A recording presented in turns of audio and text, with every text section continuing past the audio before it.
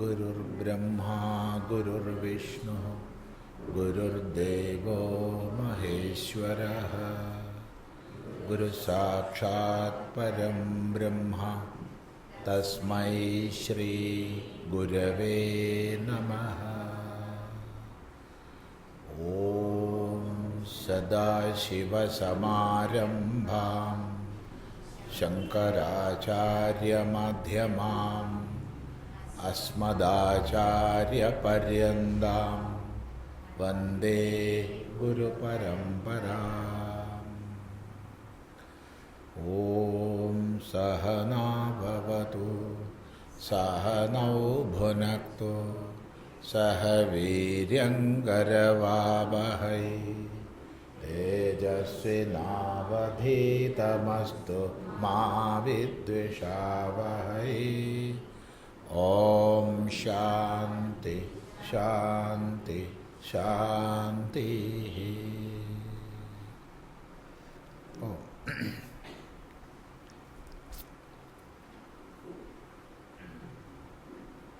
ശ്രീമദ് ഭഗവത്ഗീതയിൽ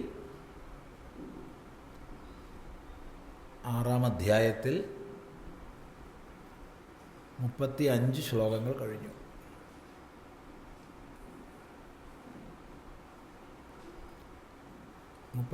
ാം ശ്ലോകമാണ് ശ്രദ്ധിക്കേണ്ടത്. അവിടെ യോഗത്തിൻ്റെ ലക്ഷ്യതലവും മാർഗതലവും,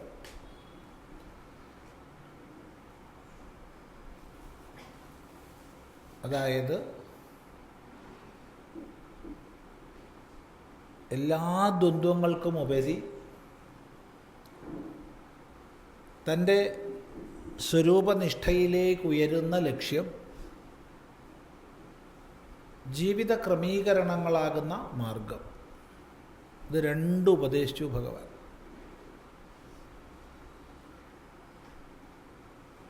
ആ ഭാഗത്ത് യോഗത്തിന് ലഭിക്കാവുന്നതിൽ വെച്ച് ഏറ്റവും നല്ല നിർവചനവും നമ്മൾ പഠിച്ചു.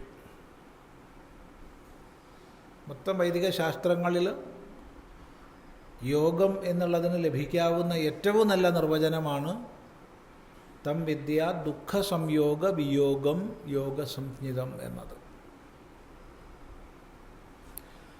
അങ്ങനെ ലക്ഷ്യതലത്തിലും മാർഗതലത്തിലും ഒരുപോലെ യോഗത്തെക്കുറിച്ച് ശ്രവണം ചെയ്തപ്പോഴാണ് അർജുനനിൽ സംശയം. ഭഗവാനെ അങ്ങ് താത്വികമായ എല്ലാം ഉപദേശിച്ചു, ശരി തന്നെ, എന്നാൽ ഇതത്ര എളുപ്പമല്ലല്ലോ.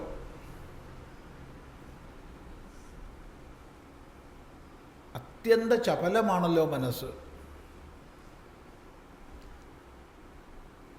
അത്യന്ത ചപലമായ മനസ്സിൻ്റെ ആ അവസ്ഥ കൊണ്ട് അങ്ങ് ഉപദേശിച്ചതായ യോഗത്തെ പ്രാപിക്കുക എളുപ്പമല്ല എന്ന് ഞാൻ അറിയുന്നു. ഭഗവാൻ അതിനെ അനുമോദിച്ചു, അംഗീകരിച്ചു. യാതൊരു സംശയവുമില്ല ഹേ മഹാബാഹോ,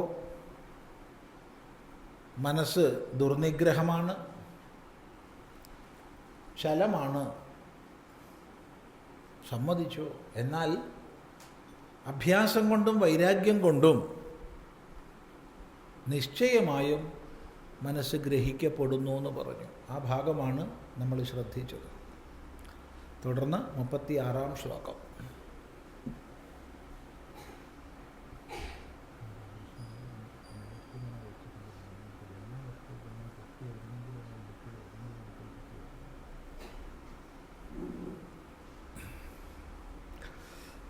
യഹ പുനഃ അസംയതാത്മാ തേന.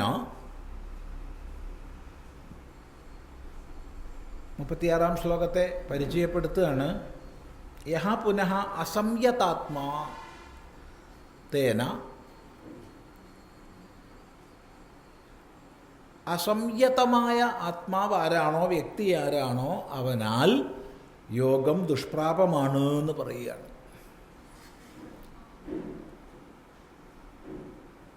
ഇപ്പം കഴിഞ്ഞതിൽ മനസ്സിനെ നിയന്ത്രിക്കാനും അഥവാ നിയമിക്കാനും തദ്വാര യോഗത്തെ പ്രാപിക്കാനും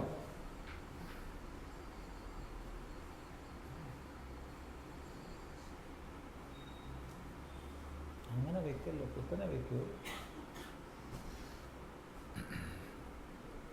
യോഗത്തെ പ്രാപിക്കാനും അഭ്യാസവും വൈരാഗ്യവുമാണ് സാധന പറഞ്ഞിട്ടുള്ളത്. ആ അഭ്യാസ വൈരാഗ്യങ്ങളിലൂടെ മനസ്സിനെ സംയമിക്കണം.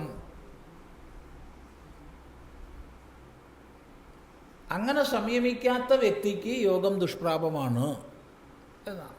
നോക്കൂ, അസംയതാത്മനാ യോഗോ ദുഷ്പ്രാപ ഇതി മേ മതിഃ വശ്യാത്മനാ തു യതതാ ശക്യോ വാപ്തുമുപായതഃ. അസംയതാത്മനാ യോഗോ ദുഷ്പ്രാപ ഇതി മേ മതിഃ വശ്യാത്മനാ തു യതതാ ശക്യോ വാപ്തുമുപായതഃ.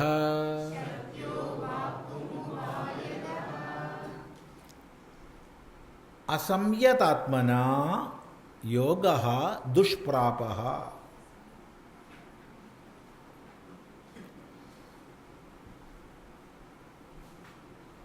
അസംയതാത്മന, അസംയതാത്മന എന്ന് പറഞ്ഞാൽ അസംയതഃ ആത്മാ യസ്യ തേന. അസംയതമായ ആത്മാവ് ആരാണോ അയാളാൽ എന്നർത്ഥം. യതമായ എന്ന് പറഞ്ഞാൽ യമം ചെയ്യപ്പെട്ട, നിയന്ത്രിക്കപ്പെട്ട, നല്ലപോലെ നിയന്ത്രിക്കപ്പെട്ട, സംയതമായ,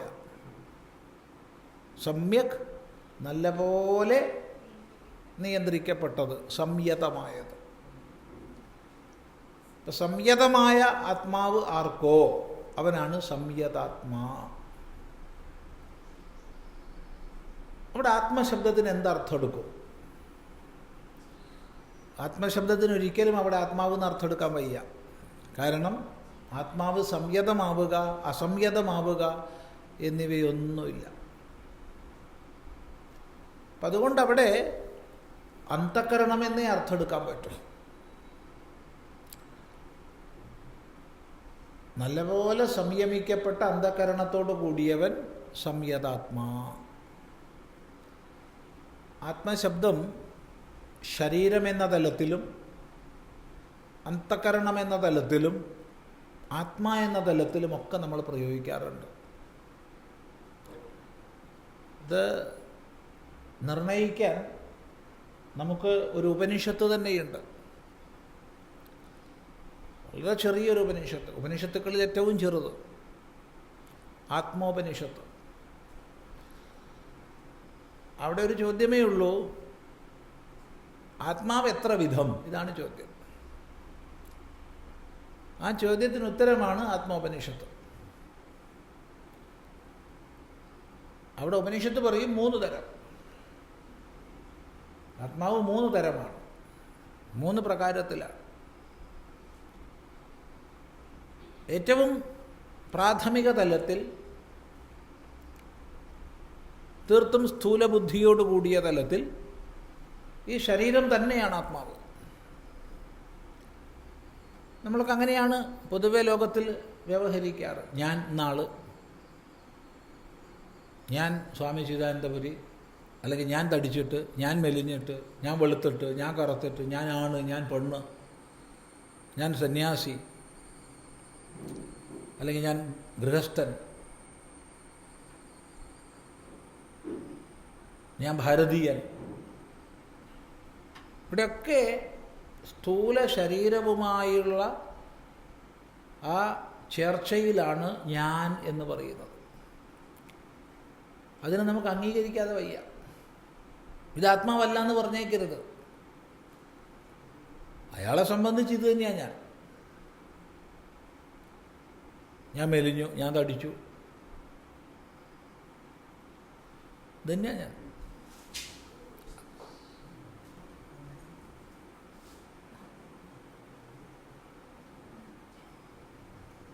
അപ്പം ആ തലത്തിൽ സ്ഥൂല ശരീരം തന്നെ ഞാൻ. കുറച്ചുകൂടി സൂക്ഷ്മമായി പോകുമ്പോൾ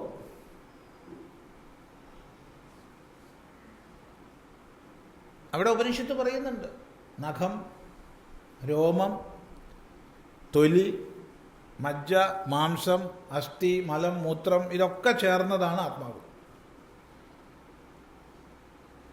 കുറച്ചുകൂടി സൂക്ഷ്മമായി പോകുമ്പോൾ ഇന്ദ്രിയങ്ങൾ, മനസ്സ്, ബുദ്ധി ഇത് ചേർന്ന ഞാൻ. സൂക്ഷ്മ ശരീര അഭിമാനത്തോടു കൂടി ഞാൻ എന്ന് നമ്മൾ പറയും. കുറച്ചുകൂടി പോയി കഴിഞ്ഞാൽ ഇവയെല്ലാം പ്രകാശിപ്പിക്കുന്നതും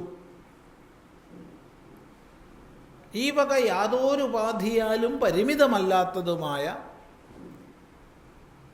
സത്ത്, ചിത്ത്, ആനന്ദ സ്വരൂപമാണ് ആത്മാ. ഇങ്ങനെ 3 തലങ്ങളെ പ്രത്യേകം പ്രത്യേകം വേർതിരിച്ച് ഉപനിഷത്ത് നമ്മളെ പഠിപ്പിച്ചു തരും. ഇതിലേതെങ്കിലും ഒരു തലത്തിലിരുന്ന് മറ്റൊരു തലത്തെ തെറ്റെന്ന് പറഞ്ഞേക്കരുത്. അവനവൻ്റെ വീക്ഷണത്തിനനുസരിച്ചാണ് ഞാൻ. അപ്പം ഞാൻ ആര് എന്ന ചോദ്യത്തിന് ഇങ്ങനെ വിഭിന്നങ്ങളായ തലങ്ങളിൽ ഉത്തരം കാണണം. ഒന്നിനെ അതിക്രമിച്ചിട്ടാണ് അടുത്തതിലേക്ക് എത്തുന്നത്, അല്ലാതെ തെറ്റെന്ന് പറഞ്ഞിട്ടല്ല. തെറ്റെന്ന് പറഞ്ഞിട്ടല്ല, അതിക്രമിച്ചിട്ടാണ്. അത് പ്രത്യേകം ശ്രദ്ധിക്കുക. ഒരു തലത്തിലിരുന്ന് ചിന്തിക്കുമ്പോഴും മറ്റൊരു തലത്തെ തെറ്റ് എന്ന് പറയാനുള്ള വാസന നമുക്കുണ്ടാവരുത്. എന്തിൻ്റെ അടിസ്ഥാനത്തിലാണ് തെറ്റെന്ന് പറയുക?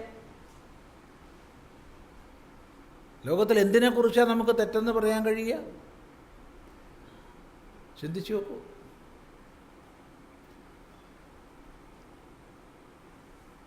ഒരു തലത്തെ അതിക്രമിച്ചു, അതിനേക്കാൾ സൂക്ഷ്മത്തിലെത്തി. അതിനെ അതിക്രമിച്ചു, അതിനേക്കാൾ സൂക്ഷ്മത്തിലെത്തി. അപ്പം ഇവിടെ ഈയൊരു പ്രകൃതത്തിൽ ആത്മാ എന്നുള്ളതിന് ശരീര, ഇന്ദ്രിയ, മനോബുദ്ധികളാകുന്ന സംഘാതത്തെ സ്വീകരിക്കാനേ പറ്റും. അവ പൂർണ്ണമായും ആരാൽ നിയന്ത്രിക്കപ്പെട്ടിട്ടുണ്ടോ അവൻ സംയതാത്മാ. അല്ലാത്ത ആൾ അസംയതാത്മാ. ഒട്ടും മനോനിയന്ത്രണമില്ലാത്ത ആൾ, ഒട്ടും ഇന്ദ്രിയ നിയന്ത്രണമില്ലാത്ത ആൾ, അങ്ങനെയുള്ള ആളാൽ അസംയതാത്മന യോഗ.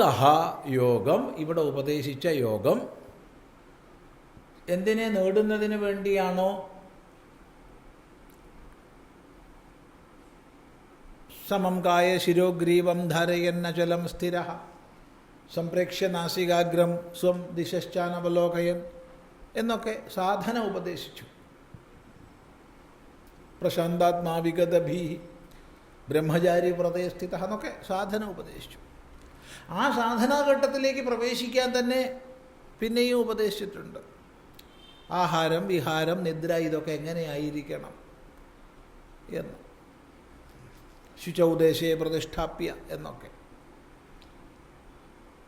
ഈ സാധനാമാർഗത്തിലൂടെ ചരിച്ച് തം വിദ്യാൻ ദുഃഖസംയോഗ വിയോഗം യോഗസംജ്ഞിതം എന്ന് പറയപ്പെട്ടത് വരെ ഉള്ള യോഗം, ഈ യോഗം സംയതാത്മാവല്ലാത്ത ആളാൽ ദുഷ്പ്രാപമാണ്. ദുഷ്പ്രാപമാണ്, ദുഃഖേന പ്രാപിക്കാൻ യോഗ്യമാണ്, എളുപ്പമല്ല എന്നർത്ഥം. വളരെ ക്ലേശകരമാണ്. പ്രസംഗിക്കാൻ പറയാമെന്നല്ലാതെ പ്രാപിക്കൽ ഉണ്ടാവില്ല. ഉണ്ടാവില്ല എന്ന് പറയാൻ വയ്യ, വിഷമാണ്. അപ്പം അതുകൊണ്ട് യോഗപ്രാപ്തിക്ക് പ്രഥമമായി വേണ്ടത് നമ്മൾ സംയതാത്മാവാകണം. അതിനുള്ള പ്രാഥമിക ഉപായം തൊട്ട് മുൻ ശ്ലോകത്ത് പറഞ്ഞു, അഭ്യാസേനതു കൗന്തേയ വൈരാഗ്യേണ ച ഗൃഹ്യതേ. അഭ്യാസ വൈരാഗ്യാഭ്യാം തന്നിരോധ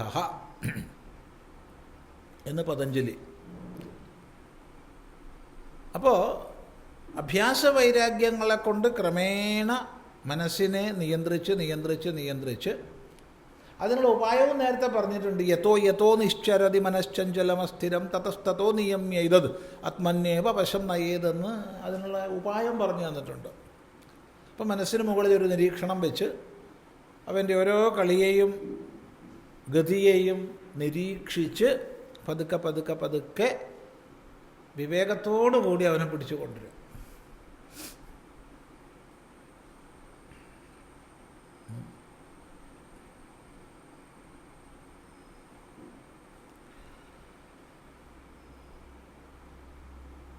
അതുകൊണ്ട് ഈ സംയമം നേടുന്നില്ലെങ്കിൽ ദുഷ്പ്രാപമാണ്. ഇതി മേ മതിഹി എന്നാണ് എൻ്റെ അഭിപ്രായം, എൻ്റെ നിശ്ചയം.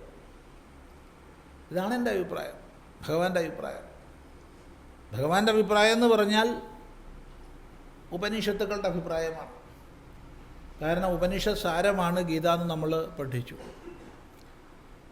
ഉപനിഷത്തിൻ്റെ അഭിപ്രായം എന്ന് പറഞ്ഞാൽ അത് വേദത്തിൻ്റെ അഭിപ്രായമാണ്. കാരണം വേദ സാരമാണ്, അല്ലെങ്കിൽ വേദത്തിൻ്റെ താത്പര്യ നിർണയമാണ് ഉപനിഷത്ത്. ഇതാണ് വേദ താത്പര്യം. എന്ത്? അസംയതാത്മന യോഗ ദുഷ്പ്രാപ. അപ്പോൾ നമ്മൾ ചിന്തിക്കുക, അങ്ങനെയാണെങ്കിൽ പിന്നെ നമ്മളിത് പഠിച്ചിട്ട് പ്രയോജനം ഇല്ലല്ലോ, നമുക്കാർക്കും യോഗത്തെ പ്രാപിക്കാൻ കഴിയില്ലല്ലോ. അപ്പോൾ ഭഗവാൻ പറയുന്നു, വിഷമിക്കേണ്ട, നമുക്ക് വശ്യാത്മാവാകാം, പരിശ്രമശാലികളാകാം, ഉപായങ്ങളെ സ്വീകരിക്കാം.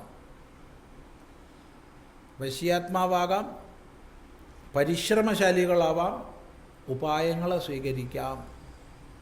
എന്നാൽ തീർച്ചയായിട്ടും യോഗത്തെ പ്രാപിക്കാൻ കഴിയും. അതാണ് പറയുന്നത്, വശ്യാത്മനാതു യതത ശക്യോ വാപ്തുമുപായതഃ. വശ്യാത്മനാതു, വശ്യാത്മാവിനാലാകട്ടെ, വശ്യാത്മനാതു, വശ്യാത്മാവിനാലാകട്ടെ. ആകട്ടെ എന്നവിടെ പറയാൻ കാരണം ആദ്യം പറഞ്ഞതിൽ നിന്ന് വേർതിരിക്കാനാണ്. ആദ്യ ഭാഗത്ത് എന്താ പറഞ്ഞേ? ദുഷ്പ്രാപ, പ്രാപിക്കാൻ കഴിയില്ല എന്നാ പറഞ്ഞേ. അതിൽ നിന്ന് വേർതിരിക്കാൻ വേണ്ടിയിട്ടാണ് പറഞ്ഞത് വശ്യാത്മാവിനാലാകട്ടെ.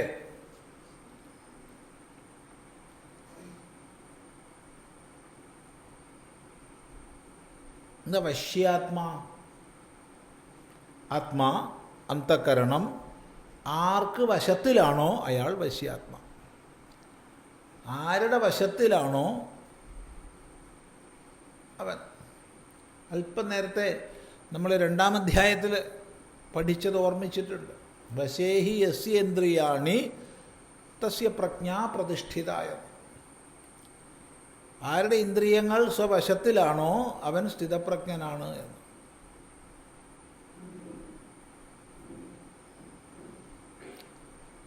അവിടെ ഇന്ദ്രിയങ്ങളുടെ കൂടെ നിസ്സംശയം മനസ്സിനെ ചേർക്കണം. കാരണം മനസ്സ് ഇന്ദ്രിയ അധ്യക്ഷനാണ്. 10 ഇന്ദ്രിയങ്ങളുടെയും അധ്യക്ഷനാണ് മനസ്സ്. അതുകൊണ്ട് തന്നെ ചില ആചാര്യന്മാർ മനസ്സിനെ നിരൂപണം ചെയ്യുന്ന സമയത്ത് അതിന് 11ാമത്തെ ഇന്ദ്രിയം എന്നുള്ള സ്ഥാനം കൽപ്പിക്കും. ഇന്ദ്രിയമല്ല മനസ്സൊരിക്കലും. ഒരിക്കലും മനസ്സ് ഇന്ദ്രിയമല്ല. ഇന്ദ്രിയത്തിൻ്റെ ധർമ്മം വരെയാണ്, മനസ്സിൻ്റെ ധർമ്മം വരെയാണ്. എങ്കിലും 10 ഇന്ദ്രിയങ്ങളുടെയും അധ്യക്ഷനായതുകൊണ്ടും 2 നേർക്ക് ഇന്ദ്രിയങ്ങളുമായി ബന്ധപ്പെടുന്നത് കൊണ്ടും മനസ്സിനും ഇന്ദ്രിയ പദവി കൽപ്പിക്കാറുണ്ട്. അതുകൊണ്ടാണ് ഏകാദശേന്ദ്രിയ എന്ന് മനസ്സിനെ പറയാറ്. 11ാമത്തെ ഇന്ദ്രിയാണ് മനസ്സെന്ന്.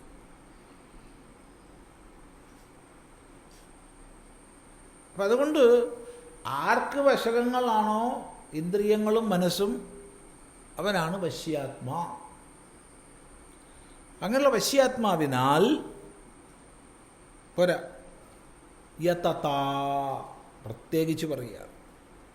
യതൻ എന്ന് പറഞ്ഞാൽ യത്നം ചെയ്യുന്നവൻ യത്തത്താ എന്ന് പറഞ്ഞാൽ യത്നം ചെയ്യുന്നവനാൽ. എന്തിന് യത്നം ചെയ്യുന്നവൻ? മനസ്സിനെ നിയമിക്കാൻ യത്നം ചെയ്യുന്നവനാണ്.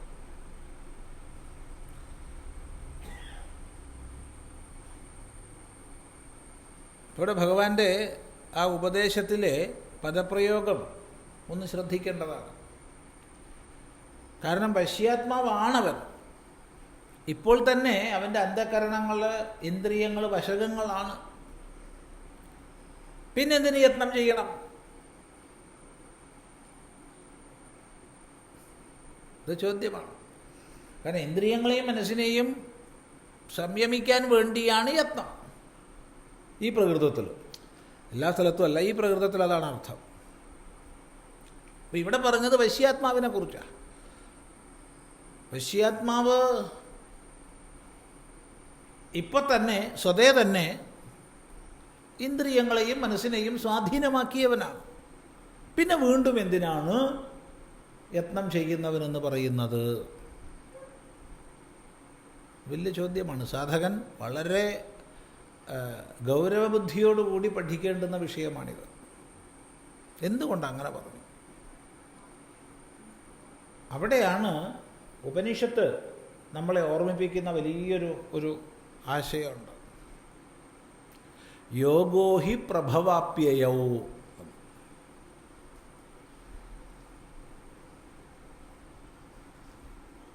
കഠോപനിഷത്തിൽ നമ്മളോട് പറയുകയാണ്, യോഗോ ഹി പ്രഭവാപ്യയൗ. ഹി നിശ്ചയമായും, ഒരു സംശയമില്ല, അത് കാണിക്കാനാ ഹി പറഞ്ഞത്. ഹി ശബ്ദം ഉറപ്പിക്കാൻ വേണ്ടിയിട്ട് പറയും.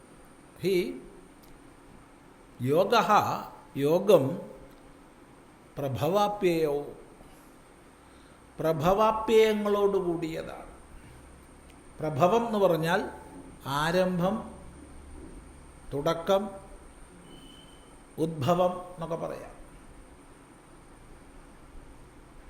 അപ്യയം എന്ന് പറഞ്ഞാൽ വിലയം, ക്ഷയം, നാശം എന്നൊക്കെ പറയാം. ഇപ്പം യോഗം ഉദ്ഭവനാശങ്ങളോടുകൂടിയതാണ്. ഇത് ഓർമ്മിക്കണം.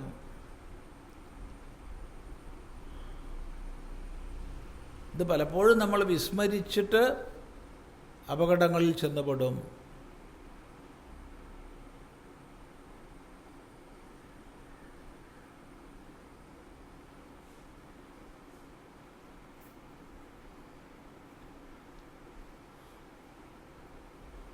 ഒന്നും കൂടി സ്പഷ്ടമാക്കണമെന്ന് തോന്നുന്നു.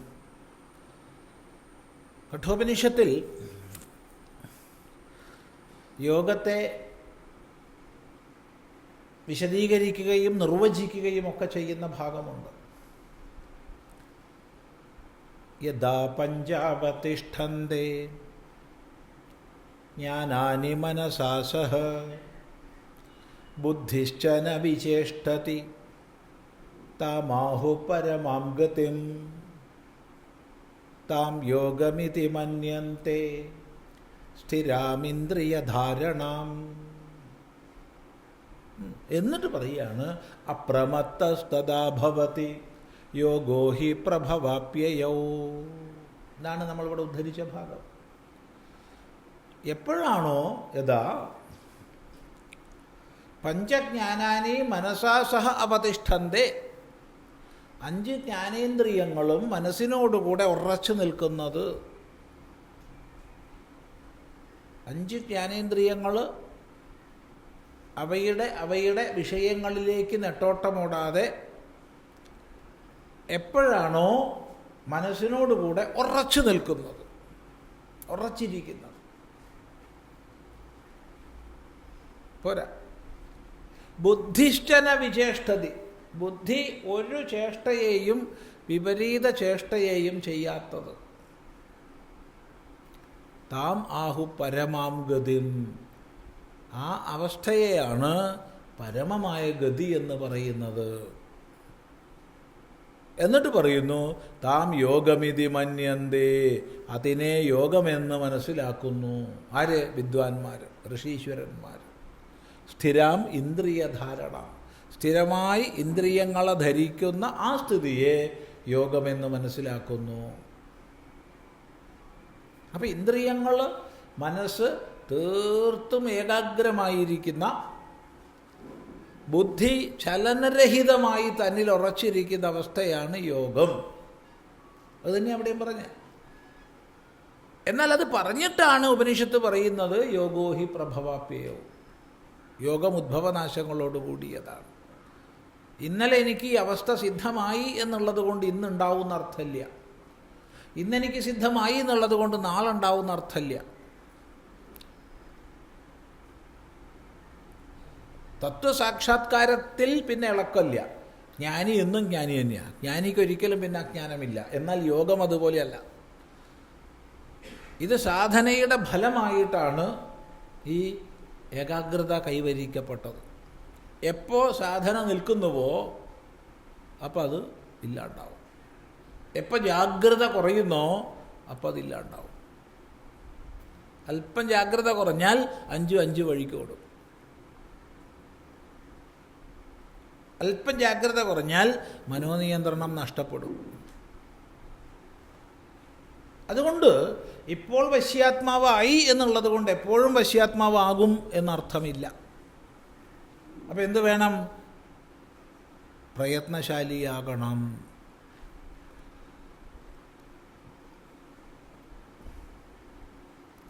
പ്രയത്നശാലിയാകണം.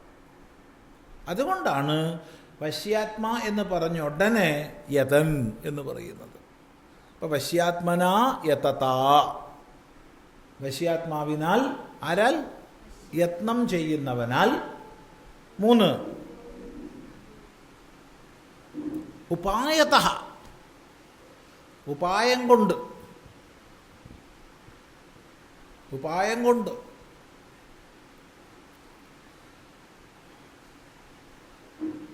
ഉപായം കൂടാതെ ഒരിക്കലും ഉപേയപ്രാപ്തിയില്ല. അതൊരു സാമാന്യ നിയമമാണ്.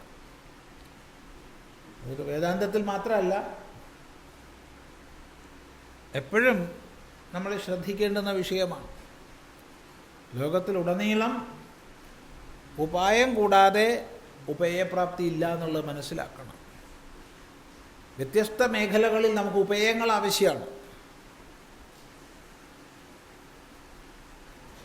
വ്യത്യസ്ത മേഖലകളിൽ ഉപേയങ്ങൾ നമുക്ക് ആവശ്യമാണ്.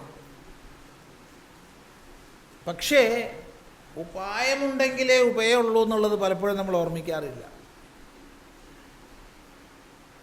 കാരണം ഉപായങ്ങൾ എപ്പോഴും ചെയ്യേണ്ടതാണ്, പരിശ്രമിക്കേണ്ടതാണ്.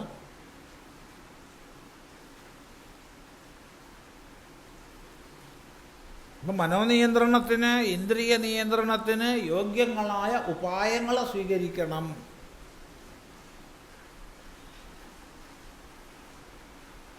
അത് പ്രത്യേകം ശ്രദ്ധിക്കണം. ഉപായം എല്ലാവർക്കും ഒന്നായിരിക്കില്ല, എല്ലായ്പ്പോഴും ഒന്നായിരിക്കില്ല. ഇപ്പോൾ യമ, നിയമ, ആസന, പ്രാണായാമ, പ്രത്യാഹാരാദി മാർഗമുണ്ട്. അല്ലെങ്കിൽ നിഷ്കാമ കർമാചരണത്തിൻ്റെ മാർഗമുണ്ട്. അല്ലെങ്കിൽ ജപത്തിൻ്റെ, കീർത്തനങ്ങളുടെ, പൂജകളുടെ, ഹോമങ്ങളുടെ, പാഠങ്ങളുടെ, അങ്ങനെയുള്ള മാർഗങ്ങളുണ്ട്. സ്വനിരീക്ഷണം ഓരോ വ്യക്തിക്കും എങ്ങനെയാണോ അതിനനുസരിച്ച് വിഭിന്നങ്ങളായ മാർഗങ്ങളുണ്ട്. ശ്രവണ മനനങ്ങളുടെ മാർഗങ്ങളുണ്ട്.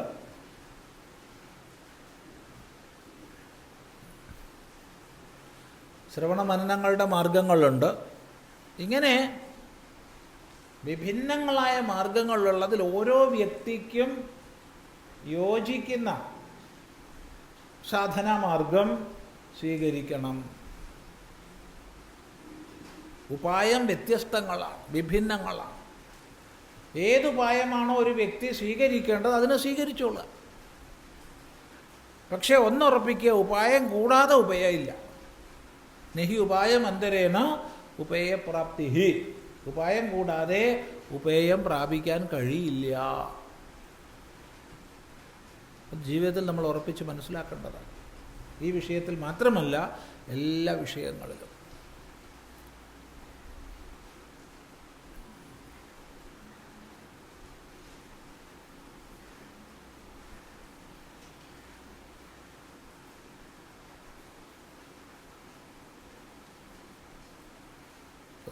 ചെറിയ ഉദാഹരണം പറഞ്ഞാൽ, മനോനിയന്ത്രണത്തിന് നേരത്തെ 2 ഉപായം പറഞ്ഞു: അഭ്യാസം, വൈരാഗ്യം. ഇനി ഈ അഭ്യാസം എന്നുള്ളതിനും അതിന് വേറെ ഉപായം വേണം. അതിപ്പോൾ ഓരോരുത്തർക്കും ഓരോന്നായിരിക്കും. ഇപ്പോൾ പ്രാണായാമം ഉദാഹരണം, മനോനിയന്ത്രണത്തിന് വളരെ വളരെ സഹായിക്കുന്ന ഒരു സാധനാക്രമമാണ് പ്രാണായാമം, ഉദാഹരണം. അപ്പോൾ അവിടെ ഉപായം പ്രാണായാമമാണ്. അടുത്തത് പ്രാണായാമം ഉപായമായാലോ അതിനുപായം വേണം. അതിനെന്താ? ഗുരുനാഥനെ പ്രാപിക്കുക, അവിടുന്ന് മനസ്സിലാക്കിയാൽ പോരാ, നേരിട്ട് പരിശീലിക്കുക. അപ്പോൾ ഗുരുനാഥനെ പ്രാപിക്കുക, അത് ഉപായമാണ്. അപ്പോൾ അതിന് ഉപായം വേണം. അതിനെന്താണ്? പോവുക, പോയിട്ട് പ്രാണായാമം പഠിപ്പിച്ചു തരുമെന്ന് പറഞ്ഞാൽ ഗുരുനാഥൻ എന്താ പറയുക? ഓടാന്ന് പറയും. അല്ലാണ്ടെന്താ? അതിനൊരു സമ്പ്രദായങ്ങളുണ്ട്, അതിൻ്റെതായ വിധാനങ്ങളുണ്ട്. ഇപ്പം ചുരുക്കി പറഞ്ഞാൽ ഈ ഉപായം എന്നുള്ളത് മാറി മാറി വരും. എന്നാൽ ജീവിതത്തിൽ ഓരോ ഘട്ടത്തിലും ഈ ഉപായത്തിൽ നമ്മൾ ജാഗ്രതയോടുകൂടി പ്രവർത്തിക്കണം. ഉപായം മാറിക്കൊണ്ടേയിരിക്കും, ശ്രദ്ധിക്കുക. അതുകൊണ്ട് ഉപായം കൊണ്ട് ശക്യഃ സാധിക്കും. എന്ത് സാധിക്കും? അവാപ്തും നേടുന്നതിന്. എന്ത് നേടുന്നതിന്? യോഗമാണ് ഇപ്പോൾ നമ്മുടെ പ്രകൃതം. അപ്പോൾ തനിക്ക് യോഗത്തെ പ്രാപിക്കുന്നതിന് സാധിക്കും. എങ്ങനെ സാധിക്കും? ഉപായം കൊണ്ട്. ആരാൽ? വശ്യാത്മാവിനാൽ. എങ്ങനെയുള്ള വശ്യാത്മാവിനാൽ? യത്നം ചെയ്യുന്നവനാൽ. ഇത്രയും ഇവിടെ പറയപ്പെട്ടു.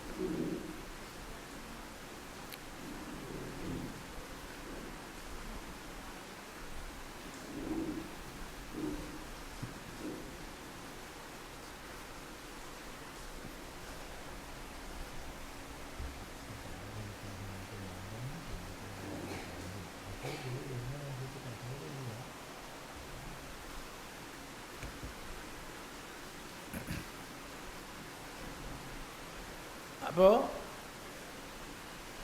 ഈ 2 ശ്ലോകവും ചേർത്ത് വായിക്കുക. അഭ്യാസേന തു കൗന്തേയ വൈരാഗ്യേണ ച ഗൃഹ്യതേ. അതിന് തുടർച്ചയായിട്ടാണ് അസംയതാത്മന യോഗഃ ദുഷ്പ്രാപഃ. എന്നാൽ വശ്യാത്മന യതത ഉപായതഃ അവാപ്തും ശക്യഃ യോഗഃ. വ്യക്തമാണെന്ന് വിചാരിക്കുന്നു. എൻ്റെ ഭാഷ്യം നോക്കൂ. അസംയതാത്മന അഭ്യാസ വൈരാഗ്യാഭ്യാം അസംയതഃ ആത്മാ അന്തഃകരണം യസ്യ സഹ അയം അസംയതാത്മാ തേന അസംയതാത്മന യോഗഃ ദുഷ്പ്രാപഃ ദുഃഖേന പ്രാപ്യതേ ഇതി മേ മതിഃ. യഹ തു പുനഃ വശ്യാത്മാ അഭ്യാസ വൈരാഗ്യാഭ്യാം വശ്യത്വം ആപാദിതഃ ആത്മാ മനഃ യസ്യ സഹ അയം വശ്യാത്മാ തേന വശ്യാത്മനാ തു യതതാ ഭൂയഃ അപി പ്രയത്നം കുർവത ശക്യഃ അവാപ്തും യോഗഃ ഉപായതഃ യഥോക്താത് ഉപായാത്. അസംയതാത്മന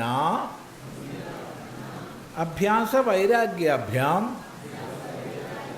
അസംയതഃ ആത്മാ അന്തഃകരണം യസ്യ സഹ അയം അസംയതാത്മാ തേന അസംയതാത്മന യോഗഃ ദുഷ്പ്രാപഃ ദുഃഖേന പ്രാപ്യതേ ഇതി മേ മതിഃ. യഹ തു പുനഃ വശ്യാത്മാ അഭ്യാസവൈരാഗ്യാഭ്യാം വശ്യത്വമാപാദിതഃ ആത്മാ മനഃ യസ്യ സഹ അയം വശ്യാത്മാ തേന വശ്യാത്മനാ തു യതതാ ഭൂയഃ അപി പ്രയത്നം കുർവതാ ശക്യഃ അവാപ്തും യോഗഃ ഉപായതഃ യഥോക്താദുപായാത്. അപ്പോൾ അസംയതാത്മാവിനാൽ ഭാഷ്യകാരൻ വിശദീകരിക്കുകയാണ്. അഭ്യാസവൈരാഗ്യാഭ്യാം അസംയതഃ ആത്മാ അന്തഃകരണം യസ്യ സ. അഭ്യാസവൈരാഗ്യങ്ങളെ കൊണ്ട് ആര് അന്ധഃകരണത്തെ സംയമിച്ചിട്ടില്ലയോ അയാൾ. ഉപായം നമ്മുടെ കൈവശമുണ്ട്, പക്ഷെ ചെയ്യുന്നില്ല. എന്ത് ചെയ്യും? ഉപായം അഭ്യാസവൈരാഗ്യങ്ങളാണ്, സുലഭമാണ്, വളരെ സുലഭമായ ഉപായമാണ്. വയ്യ, പറ്റില്ല എന്നൊന്നും ആർക്കും പറഞ്ഞ് ഒഴിയാൻ വയ്യ, പക്ഷെ ചെയ്യുന്നില്ല. എന്ത് ചെയ്യും? ഇപ്പം പ്രാപ്യങ്ങളാണെങ്കിലും പ്രാപിക്കുന്നില്ല. എന്നിട്ട് പരാതി പറഞ്ഞുകൊണ്ടിരിക്കുക. ജീവിതത്തിൽ ആ ദുഃഖമുണ്ട്, ഈ ദുഃഖമുണ്ട്, അതാവുന്നു, ഇതാവുന്നു.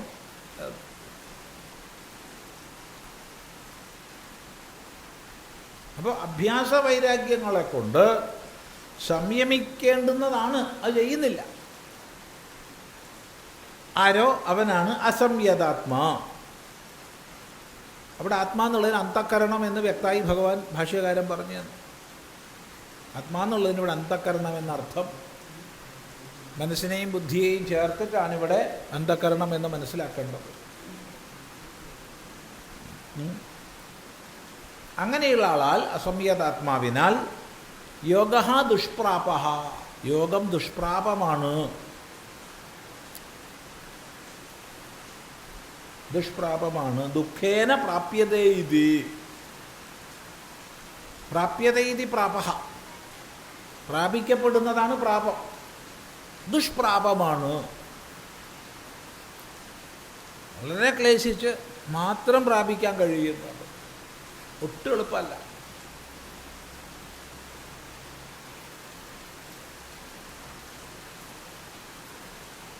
ഇതാണ് എൻ്റെ അഭിപ്രായം. ഇത് മേ മതിഹി എൻ്റെ അഭിപ്രായം.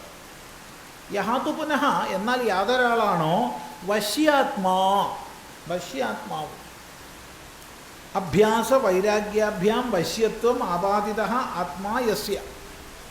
അഭ്യാസവൈരാഗ്യങ്ങളെ കൊണ്ട് വശ്യത്വം നേടിയെടുക്കപ്പെട്ട മനസ്സാർക്കോ അവൻ.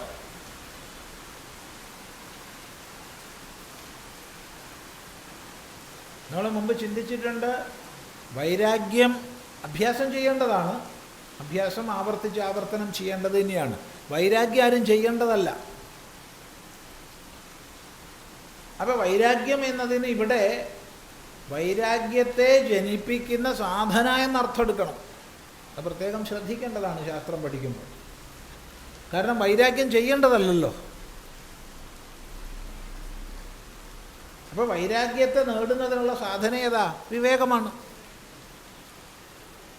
അപ്പോൾ വിവേകമാണ് അവിടെ ആവർത്തിച്ച് ചെയ്യേണ്ടത്. വിവേകത്തിലൂടെ വൈരാഗ്യത്തെ നേടുന്നു.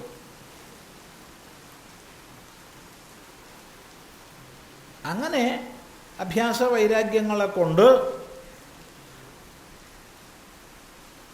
ആരുടെ മനസ്സ് വശ്യമായിരിക്കുന്നുവോ, വശ്യത്വം ആപാദിതഃ മനഃ, തനിക്ക് വശകമായിരിക്കുന്നു, തൻ്റെ നിയന്ത്രണത്തിന് വിധേയമായിരിക്കുന്നു,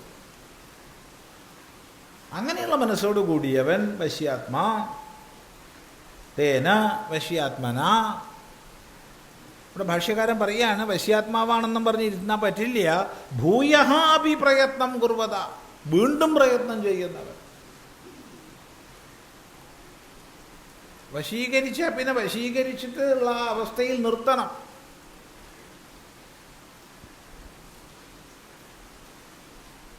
കുരങ്ങനെ മെരുക്കി പിടിച്ചു കൊണ്ടുവന്നു, ഇരുത്തി. ഇപ്പം നമ്മളെടുത്ത് ഇരിക്കുന്നുണ്ട്. ഒന്ന് കണ്ണ് തെറ്റി അപ്പണീക്കും, ഇല്ലേ? അതെ, ഒന്ന് കണ്ണ് തെറ്റി അപ്പണീക്കും. ചാടി എങ്ങോട്ടാ പോവാന്ന് പറയാൻ പറ്റില്ല. അതുകൊണ്ട് മെരുക്കി അടുത്ത് ഇരുത്താൻ പെട്ടതുപോലെ തന്നെ പാട് ഇനി അവിടെ പിടിച്ച് ഇരുത്താൻ വേണം. ഇല്ലെങ്കിൽ ഏതെങ്കിലും വഴിക്ക് പോകും, ഉള്ള അനർത്ഥങ്ങൾ മുഴുവൻ ഉണ്ടാക്കും. അത് ശ്രദ്ധിക്കേണ്ടതാണ്.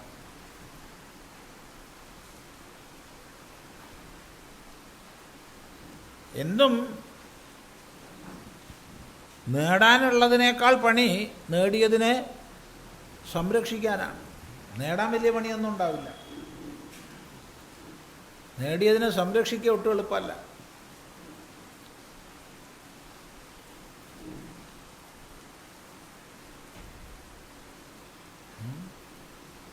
അത് യോഗക്ഷേമങ്ങളെക്കുറിച്ച് നമ്മൾ ചിന്തിക്കുമ്പോൾ യോഗം പ്രാപ്തമല്ലാത്തത് പ്രാപിക്കുക എന്നുള്ളതാണ് യോഗം, പ്രാപിച്ചതിനെ രക്ഷിക്കുക എന്നുള്ളതാണ് ക്ഷേമം.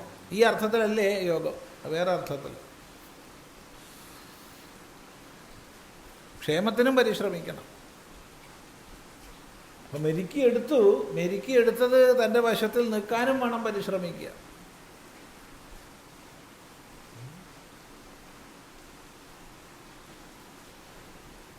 അതാണ് ഭൂയ അപി പ്രയത്നം കുർവത, വീണ്ടും പ്രയത്നം ചെയ്യുന്നവനാൽ ശക്യഃ അവാപ്തും യോഗഃ, യോഗം നേടുക തന്നെ ചെയ്യും, നേടാൻ സാധിക്കും. അവിടെ വീണ്ടും ഭഗവാൻ പറയാണ് ഉപായതഃ. ഇതിൻ്റെ പ്രാധാന്യം നോക്കും. ഇത്രയൊക്കെ പറഞ്ഞിട്ടും പിന്നെയും പറയുകയാണ് ഉപായതഃ, ഉപായം കൊണ്ട്.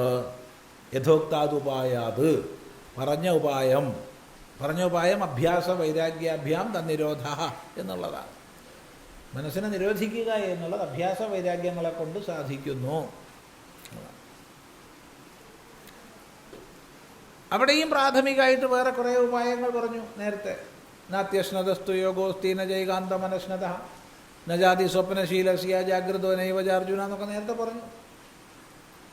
അങ്ങനെ ജീവിത ക്രമീകരണങ്ങളെ കൊണ്ട്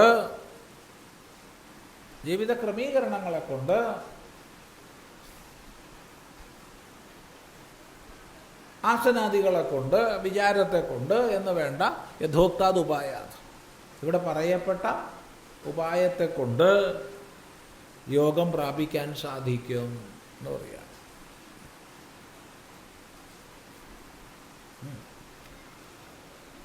ഇതാണ് ഭഗവാന്റെ ഉപദേശം. അപ്പോൾ എന്തായിരുന്നു അർജുനൻ്റെ പരാതി? യോയം യോഗസ്ത്വയാ പ്രോക്ത എന്ന് തുടങ്ങി, അതായത് 33, 34 ശ്ലോകങ്ങളിൽ അങ്ങ് ഉപദേശിച്ച ഈ യോഗം ഉണ്ടല്ലോ, ഇത് പ്രാപിക്കാൻ എളുപ്പമല്ല, മനസ്സ് വളരെ ചഞ്ചലമാണ്, അതുകൊണ്ട് യോഗസ്ഥിതി ഞാൻ കാണില്ല എന്നുള്ളതാണ് അർജുനൻ സങ്കടം പറഞ്ഞത്. അതിനാണ് മറുപടി പറഞ്ഞത്. മറുപടി പറഞ്ഞു കഴിഞ്ഞു.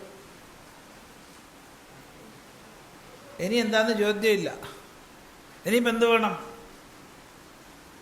ഇനി എന്താ വേണ്ടത്? ആദ്യം പഠിച്ചോളൂ. അല്ലാണ്ടെന്താ? എന്താണ്? അഭ്യാസേനത് കൗന്ദേയ വൈരാഗ്യേണ ച ഗൃഹ്യതേ.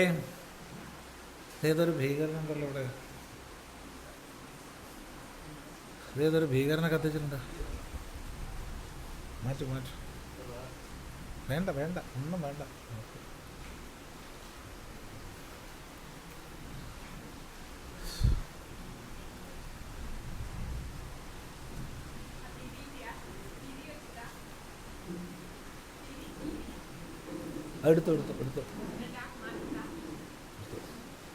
എടുത്തു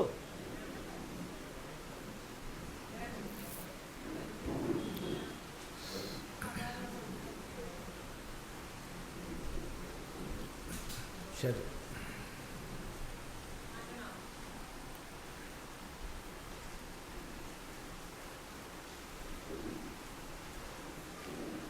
അവിടെ ഉപായതഃ പ്രാപ്തും ശക്യഃ യോഗഃ. ഇനി അതിലൊന്നും പറയാൻ ബാക്കിയില്ല. അപ്പം അതിനെ സംബന്ധിച്ചൊരു സംശയം വരികയാണ്. അതെന്താണ്? തത്ര യോഗാഭ്യാസ അംഗീകരണേന പരലോക ഇഹലോക പ്രാപ്തി നിമിത്താനി കർമാണി സന്യസ്താനി യോഗസിദ്ധിഫലം ച മോക്ഷസാധനം സമ്യക് ദർശനം ന പ്രാപ്തം ഇതി യോഗി യോഗമാർഗാത് മരണകാലേ ചലിതചിത്തഃ ഇതി തസ്യ നാശം ആശങ്ക്യ അർജുന ഉവാച. തത്ര യോഗാഭ്യാസ അംഗീകരണേന പരലോക ഇഹലോക പ്രാപ്തി നിമിത്താനി കർമാണി സന്യസ്താനി യോഗസിദ്ധിഫലം ച മോക്ഷസാധനം സമ്യക് ദർശനം ന പ്രാപ്തം ഇതി യോഗി യോഗമാർഗാത് മരണകാലേ ചലിതചിത്തഃ ഇതി തസ്യ നാശം ആശങ്ക്യ അർജുന ഉവാച. അപ്പം അടുത്തത് അർജുനൻ്റെ ചോദ്യമാണ്. ആ ചോദ്യത്തെ അവതരിപ്പിക്കുകയാണ് ഭഗവാൻ ഭാഷ്യകാരൻ. എന്തിനാണ് അർജുനൻ ചോദിക്കുന്നത്? ഇനി എന്താണ് പ്രശ്നം?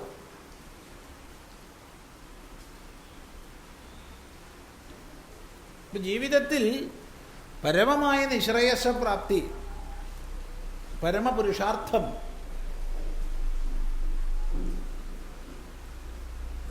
യോഗസാധനയിലൂടെ നേടേണ്ടതാണ് എന്ന് പറഞ്ഞു.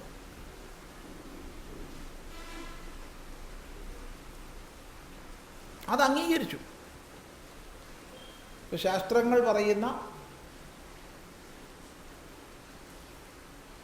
നിവൃത്തി മാർഗത്തിലേക്ക് പ്രവേശിക്കുന്നതിന് വിഹിതമായ ക്രമങ്ങളെ ജീവിതത്തിൽ സ്വീകരിച്ചു. അങ്ങനെ സന്യസിച്ചു. എന്ത് സന്യസിച്ചു? ഈ ലോകത്തെയും പരലോകത്തെയും നേടാനും സംരക്ഷിക്കാനുമുള്ള കർമ്മങ്ങളെയൊക്കെ ഉപേക്ഷിച്ചു. സന്യാസിയായി.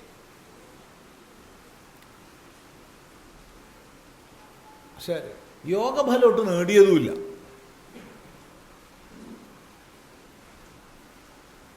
യോഗത്തിൻ്റെ പാരമാർത്ഥിക ഫലത്തെ നേടുന്നതിന് വേണ്ടി നേരത്തെ പറഞ്ഞ അന്വേഷ്യവും അന്വേഷകനും ഒന്നായി തീരുന്ന സർവദുഃഖ സംയോഗ വിയോഗമാകുന്ന ഫലത്തെ പ്രാപിച്ചില്ല. അത് ലക്ഷ്യമാക്കി സന്യസിക്കുകയും ചെയ്തു. നിത്യനൈമിത്തികാദി കർമ്മങ്ങളെ മുഴുവൻ ഉപേക്ഷിച്ചു. പിന്നെ കാമ്യം പ്രായശ്ചിത്തം ഉപേക്ഷിച്ചു എന്ന് പറയേണ്ടതില്ലല്ലോ. നിത്യവും നൈമിത്തികം ഉപേക്ഷിച്ചു എന്ന് പറഞ്ഞാൽ പിന്നെ പ്രായശ്ചിത്തം അല്ലെങ്കിൽ കാമ്യം ഉപേക്ഷിച്ചു എന്ന് പറയേണ്ട ആവശ്യമില്ല. ഇപ്പോൾ സകല കർമ്മങ്ങളെയും ഉപേക്ഷിച്ചു. ഇപ്പോൾ ഈ ലോകപ്രാപ്തിക്കോ പരലോകപ്രാപ്തിക്കോ ഉള്ള ഒരു കർമ്മവും ചെയ്യുന്നില്ല. എന്നാൽ അതുകൊണ്ട് ലക്ഷ്യമാക്കുന്നതിനെ പ്രാപിച്ചുമില്ല. അപ്പോഴോ അതൊരു വിഷയമാണ്.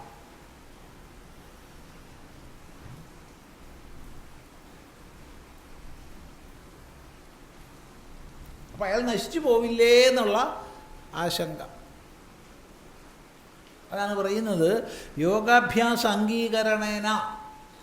യോഗാഭ്യാസത്തെ ഗുരുനാഥൻ പറഞ്ഞതിനെ അംഗീകരിച്ചിട്ട് എന്ത് ചെയ്തു? പരലോക ഇഹലോക പ്രാപ്തി നിമിത്താനി കർമാണി സന്യസ്താനി. ഈ ലോകപ്രാപ്തിക്കും പരലോകപ്രാപ്തിക്കുമുള്ള സാധനങ്ങളെ മുഴുവൻ ഉപേക്ഷിച്ചു.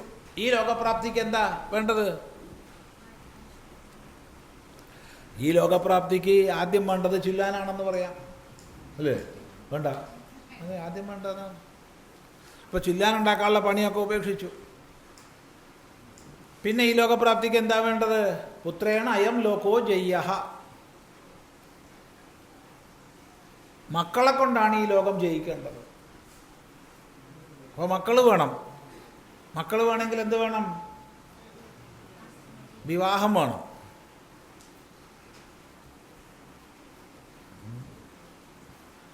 അതിനാ മക്കളുണ്ടാകാൻ വിവാഹം? ഈ കുട്ടി ഉണ്ടാവുക എന്നുള്ളതല്ല ഉദ്ദേശിച്ചത്, ഈ ലോകം ജയിക്കാനാണ്. ഈ ലോകം ജയിക്കുകയാണെങ്കിൽ എൻ്റെ കുട്ടിയെന്നും പറഞ്ഞിട്ട് തന്നെ കുട്ടി ഉണ്ടാവണം. എൻ്റെ കുട്ടിയെന്നും പറഞ്ഞ് കുട്ടി ഉണ്ടാവണമെങ്കിൽ നമ്മുടെ സമൂഹത്തിൻ്റെ ക്രമം അനുസരിച്ച് വിവാഹമാണ് ശാസ്ത്രം അനുസരിച്ച് പറയേണ്ടത്. ഇപ്പോൾ ലിവിങ് ടുഗദറൊക്കെ ഉണ്ട്, എന്തായാലും കുഴപ്പമില്ല. അല്ലാതെ കുട്ടി ഉണ്ടായത് കൊണ്ട് എൻ്റെ ആവില്ല. വ്യക്തമാണല്ലോ. അപ്പോൾ ഓരോ കാലഘട്ടത്തിലുമുള്ള വിവാഹത്തിന് വേണ്ട നിയമങ്ങൾ എന്താണോ അതിനനുസരിച്ച് സന്താനം ഉണ്ടായാലേ ഈ ലോകം ജയിക്കാൻ പറ്റൂ. മറ്റേത് എൻ്റെ കുട്ടിയാന്ന് പറയാനേ ഇല്ലല്ലോ. ചിലതൊന്നും കുട്ടിക്ക് അച്ഛനെ തൊടാൻ പോലും പറ്റില്ല. അച്ഛനെ തൊടുമ്പോഴത്തേക്ക് അച്ഛൻ അശുദ്ധം എന്നൊക്കെ പറഞ്ഞിട്ടുണ്ടാവും. തുടരുത്, ജാതി താണേനാണെന്നൊക്കെ പറയും. ആരെ കൊണ്ട്? സ്വന്തം കുട്ടീനെ കൊണ്ട്.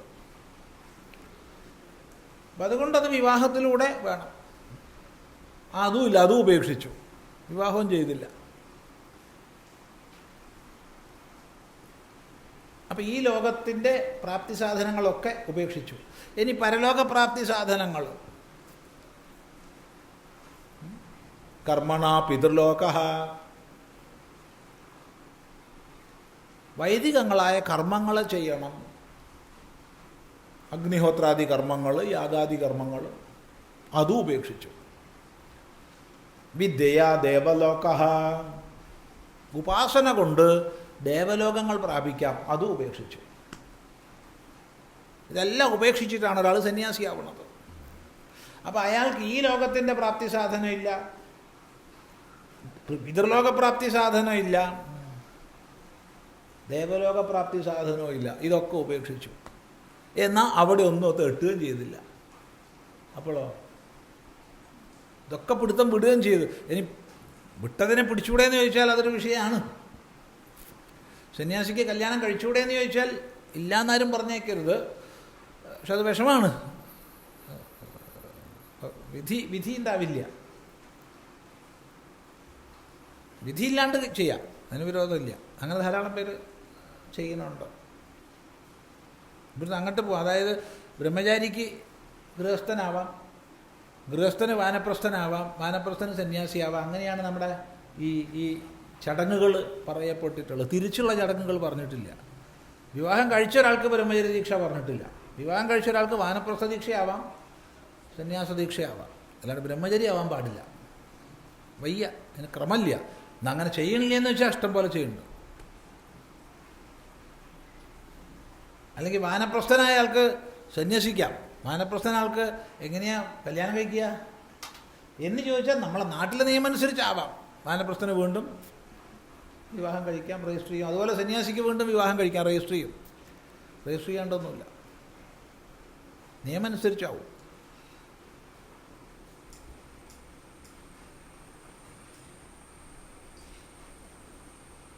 അപ്പോൾ ശാസ്ത്രീയമായ ക്രമം അവിടെ ഇല്ല, വിധിയില്ല എന്ന് പറയുന്നു. അത് ആപേക്ഷികല്ലേ എന്ന് വെച്ചാൽ ആപേക്ഷികമാണ്. അപ്പം ഇപ്പോഴത്തെ അവസ്ഥ ഇതാണ്. ഈ ലോകത്തിനും പരലോകത്തിനും കാരണഭൂതങ്ങളായ എല്ലാ കർമ്മങ്ങളെയും ഉപേക്ഷിച്ചു. എന്നിട്ട് എന്തുണ്ടായി? മോക്ഷസാധനം സമ്യക് ദർശനം ന പ്രാപ്തം. മോക്ഷത്തിന് സാധനമായ സമ്യക് ദർശനം, യഥാർത്ഥ ജ്ഞാനം ഒട്ട് നേടിയുമില്ല. യഥാർത്ഥ ജ്ഞാനം നേടാൻ വേണ്ടിയിട്ട് സന്യസിച്ചു, അതൊട്ട് സാധാരണ നമ്മൾ മലയാളത്തിൽ പറയാറുണ്ട്, ഇല്ലം വിട്ടു അമ്മാത്ത് എത്തിയിട്ടുമില്ല. ഇവിടുന്ന് പോയി അവിടെ എത്തിയില്ല. ഇതാണ് ഈ അവസ്ഥയിൽ മരണപ്പെടുകയാണ് ഒരാൾ. എന്ത് സംഭവിക്കും?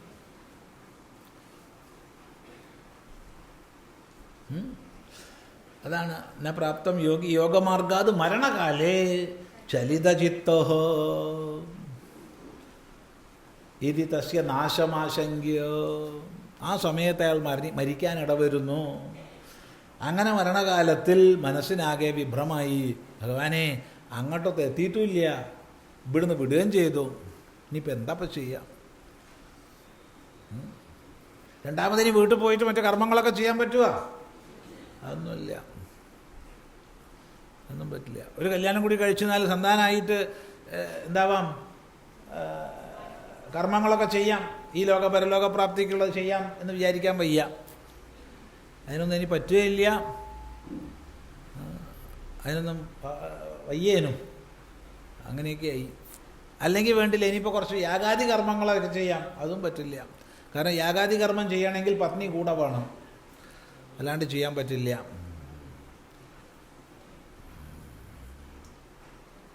അപ്പം അങ്ങനെ വരുമ്പോൾ ആകെ മനസ്സിന് പ്രയാസമായി. എന്നിട്ട് എന്തുണ്ടായി?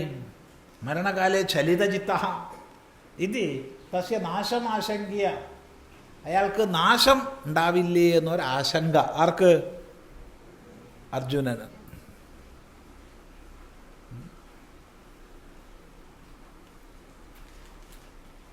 ആ ആശങ്ക കൊണ്ടാണ് അർജുന ഉവാച. വ്യക്തമാണല്ലോ. ഇതാണ് ഭഗവാൻ ഭാഷ്യകാരൻ നമ്മളെ പരിചയപ്പെടുത്തുന്നത്. ഈ സംശയന്യായമാണ്, പ്രസക്തവുമാണ്.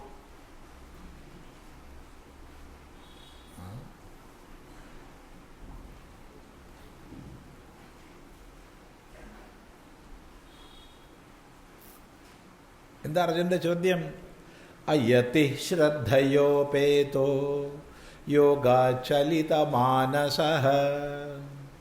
അപ്രാപ്യ യോഗസംസിദ്ധിം കാം ഗതിം കൃഷ്ണ ഗച്ഛതി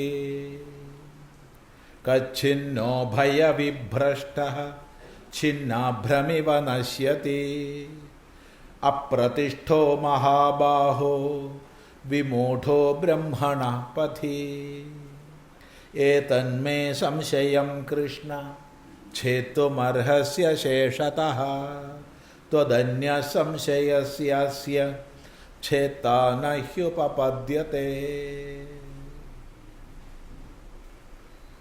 അർജുന ഉവാച അയതി ശ്രദ്ധയോപേതോ യോഗാചലിതമാനസഃ അപ്രാപ്യ യോഗസംസിദ്ധിം കാം ഗതിം കൃഷ്ണ ഗച്ഛതി കച്ഛിന്നോ ഭയവിഭ്രഷ്ടഃ ഛിന്നാഭ്രമിവ നശ്യതി അപ്രതിഷ്ഠോ മഹാബാഹോ വിമൂഢോ ബ്രഹ്മണ പഥി ഏതന്മേ സംശയം കൃഷ്ണ ഛേത്തുമർഹസ്യ ശേഷതഃ ത്വദന്യഃ സംശയസ്യാസ്യ ഛേത്താ ന ഹ്യുപപദ്യത്തെ.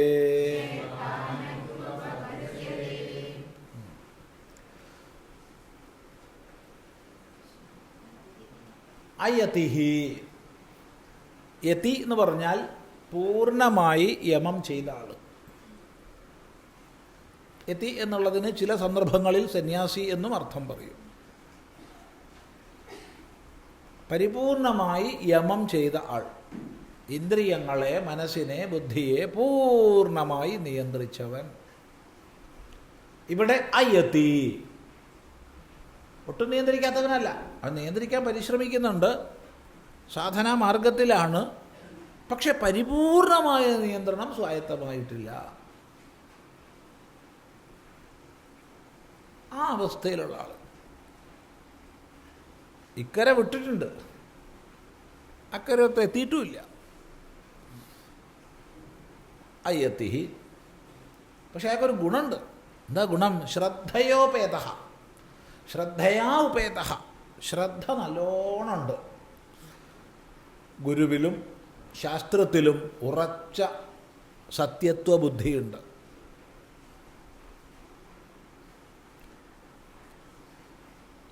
അതാണ് ശ്രദ്ധ.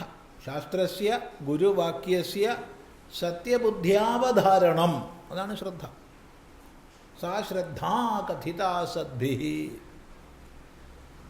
ഇപ്പം ഗുരുനാഥൻ പറയുന്നതിലും ശാസ്ത്രം ഉപദേശിക്കുന്നതിലും പരിപൂർണമായ സത്യത്വ ബുദ്ധിയുണ്ട്. അത് വലിയ സമ്പത്താണ്. ചിലപ്പോൾ അതും നമുക്ക് നഷ്ടപ്പെട്ടു. അത് നഷ്ടപ്പെട്ടു കഴിഞ്ഞാൽ ഈ ചോദ്യം വരുന്നില്ല കേട്ടോ. ഒരാൾ ഇന്നലെ ശ്രദ്ധാലു ആയിരുന്നു, ഇന്ന് അയാൾക്ക് ശ്രദ്ധ നഷ്ടപ്പെട്ടു പോയി എന്നായിരുന്നു പറഞ്ഞതെങ്കിൽ ഭഗവാന്റെ മറുപടി മാറുമായിരുന്നു. പ്രത്യേകം ശ്രദ്ധിക്കണം.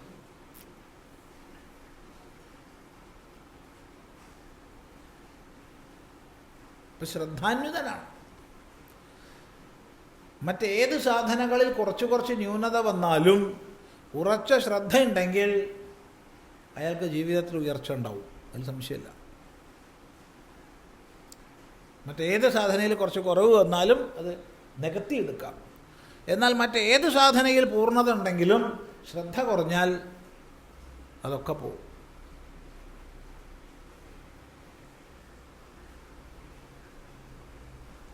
അപ്പോൾ ഇവിടെ ശ്രദ്ധാന്വിതനാണ്. ശ്രദ്ധയോപേത, ശ്രദ്ധയാ ഉപേത, ശ്രദ്ധയോട് ചേർന്നവനാണ്. അങ്ങനെയുള്ള ആള് യോഗാചലിത മാനസ, യോഗത്തിൽ നിന്ന് ചലിതമനസ്കനായിപ്പോയി. തൻ്റെ സാധനാമാർഗത്തിൽ നിന്ന് ചലിതമനസ്കനായി. ചിലപ്പോൾ മരണം വന്ന് ചേർന്നപ്പോഴാവും, അഥവാ മരണചിഹ്നങ്ങൾ കണ്ടപ്പോഴാവും. മരണചിഹ്നങ്ങളൊക്കെ വന്നു നോക്കുമ്പോൾ ഭഗവാനെ ഞാൻ എവിടെ എത്തിയില്ലല്ലോ, അതൊക്കെ അഞ്ചാ വിടുകയും ചെയ്തു, ഇതിപ്പോൾ എവിടെ എത്തുകയും ചെയ്തില്ലല്ലോ അല്ലേ. മറ്റൊന്നുമില്ലെങ്കിൽ പിതൃലോകപ്രാപ്തിയെങ്കിലും ഉണ്ടാവും സൽക്കർമ്മങ്ങളൊക്കെ ചെയ്താൽ. ഇനി നല്ല കുറേ കുട്ടികളൊക്കെ ഉണ്ടായിട്ടുണ്ടെങ്കിൽ ഈ ലോകപ്രാപ്തിയെങ്കിലും ഉണ്ടാവും, വീണ്ടും ഈ ലോകത്തിൽ വരാം. കാരണം അത് മക്കൾ നോക്കിക്കോളും. മനസ്സിലായില്ല? എന്ത് വീണ്ടും ഇവിടെ വരാനുള്ള പാസ് അവർ ആയിക്കോളും. അവർ ശ്രാദ്ധങ്ങളൊക്കെ ചെയ്ത് പിണ്ടദാനമൊക്കെ ചെയ്ത് വീണ്ടും ഇവിടെ വരാനുള്ള യോഗ്യത അവർ സമ്പാദിക്കും, മക്കൾ. അതുമില്ല. പിന്നെ എൻ്റെ കർമ്മങ്ങളെ കൊണ്ട്, പുണ്യകർമ്മങ്ങളെ കൊണ്ട് പിതൃലോകം പ്രാപിക്കാൻ വകുപ്പുണ്ടോ? അതുമില്ല. ഉപാസന കൊണ്ട് ദേവലോകം പ്രാപിക്കാൻ ഇനി പറ്റുമോ? അതുമില്ല. വെറുതെ ആയിപ്പോയല്ലോ ജീവിതം. ചില സന്യാസിമാരെയൊക്കെ കണ്ടിട്ട് അവരുടെ കാഴ്ചയിൽ ഞാൻ പ്രഭാവിതനായിട്ട് ഞാൻ ഒക്കെ വിടുകയും ചെയ്തു, എവിടെ എത്തുകയും ചെയ്തില്ല. അങ്ങും അല്ല ഇങ്ങും അല്ല എന്നായില്ലേ എൻ്റെ ജീവിതം. എന്താ പിന്നെ ചെയ്യുക? ഒരു ദുരവസ്ഥയിലാണ് ആ കാലമാടനെ കാണാനിടയായത്. ആരെ? ഗുരുനാഥനെ. നോക്കണേ. അതുകൊണ്ടല്ലേ ഞാനിപ്പോൾ ഈ ഇങ്ങനെ ഒരു ഗതി വന്നത്. അങ്ങും ഇങ്ങും അല്ലാണ്ടായി പോയില്ലേ ഭഗവാനെ എൻ്റെ ജീവിതം എന്നൊക്കെ ചലിതമാനസ. മരണം വന്നടുക്കുമ്പോൾ തോന്നിപ്പോയാൽ എന്താണ് ചലിതമാനസ?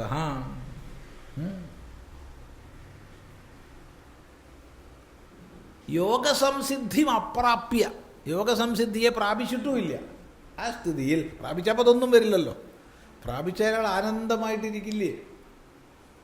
ആ ആനന്ദം നേടിയിട്ടില്ല. അത് തനിക്കറിയൂലോ ഇല്ലേ?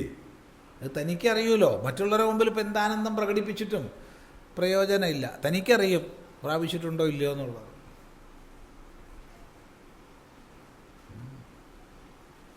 അപ്പം ഈ ഒരു അവസ്ഥയിൽ കാം ഗതിം ഗച്ഛതി ഹേ കൃഷ്ണ, അയാൾ എന്ത് ഗതിയെ പ്രാപിക്കും കൃഷ്ണ? എന്താടോ നിനക്ക് അങ്ങനെ സംശയം തോന്നാൻ കാരണമുണ്ട്. കച്ചിത് ഇങ്ങനെ കൂടെ ഉഭയവിഭ്രഷ്ട, അവിടുന്നും വിഭ്രഷ്ടനായി ഇവിടുന്നും വിഭ്രഷ്ടനായി. ഇവിടുന്ന് എങ്ങനെ വിഭ്രഷ്ടനായി? ഇവിടെ എത്തിയിട്ടില്ല. അവിടുന്ന് എങ്ങനെ വിഭ്രഷ്ടനായി? അവിടുന്ന് വിട്ടു, പത്നീനെയും വിട്ടു, ഇഹലോക കാരണങ്ങളാകുന്ന കർമ്മങ്ങളെ വിട്ടു, പരലോക കാരണങ്ങളാകുന്ന കർമ്മങ്ങളെയും വിട്ടു. അങ്ങനെ അവിടുന്ന് വിട്ടു. ഇവിടെയോ? ഇവിടെയോട്ട് എത്തിയുമില്ല. അതാണ് ഉഭയവിഭ്രഷ്ട. ഛിന്നാഭ്രമിവ, ഛിന്നങ്ങളായ മേഘപടലങ്ങളെപ്പോലെ. ആകാശദേശത്ത് കൂട്ടുകൂടി നന്നായിട്ട് മേഘപടലങ്ങൾ ഇങ്ങനെ ഒന്നിച്ചേർന്ന് വളരെ വേഗതയിൽ സഞ്ചരിക്കും. അങ്ങനെ സഞ്ചരിക്കുമ്പോൾ അതിൽ ചെറിയ ചെറിയ കഷ്ണങ്ങൾ വിട്ടുപോകും. ആകാശം നല്ലപോലെ മുകളിലേക്ക് നോക്കിയാൽ മതി. അപ്പോൾ കാണാം. അപ്പോൾ വലിയ കാറ്റ് വന്നിട്ടാവാം ഇതങ്ങ് ചെറിയ ചെറിയ കഷ്ണങ്ങളായി പോയതങ്ങ് പറക്കും. അപ്പോൾ കൂട്ടത്തുനിന്ന് വിട്ടു. ഈ വിട്ടത് പിന്നെ പിന്നെ പിന്നെ പിന്നെ അങ്ങോട്ട് ഇല്ലാണ്ടാവും. ആകാശത്ത് ഇങ്ങനെ നോക്കി എന്നാൽ കാണാതെ. അതാണ് ഛിന്നാഭ്രം. ഛിന്നങ്ങളായ മുറിക്കപ്പെട്ട മേഘ കഷ്ണങ്ങളെ പോലെ അവ നഷ്ടമായി പോവില്ലേ? അവൻ്റെ ജീവിതം അങ്ങനെ തൊലഞ്ഞു പോവില്ലേ എന്നാണ്. ഛിന്നാഭ്രം ഇവ നശ്യതി. അപ്രതിഷ്ഠോ മഹാബാഹോ വിമൂഢോ ബ്രഹ്മണപഥി. ബ്രഹ്മണപഥി, ബ്രഹ്മണ പഥി, ബ്രഹ്മത്തിൻ്റെ മാർഗത്തിൽ, ബ്രഹ്മാനുസന്ധാനത്തിൻ്റെ മാർഗത്തിൽ, ബ്രഹ്മജ്ഞാനത്തിൻ്റെ മാർഗത്തിൽ വിമൂഢനായി പോയവൻ, വിശേഷേണ വിവിധം മൂഢനായി പോയവൻ, മോഹിച്ചു പോയവൻ, ഭ്രമിച്ചു പോയവൻ, അപ്രതിഷ്ഠ, പ്രതിഷ്ഠയില്ലാത്തവനായിട്ട്, ഒരിരിക്കസ്ഥാനമില്ലാത്തവനായിട്ട് നശിച്ചു പോയില്ലേ? ഛിന്നമേഘം പോലെ ഇല്ലേ? ഇതൊരു ന്യായമായ ചോദ്യം അത് ഇല്ലേ?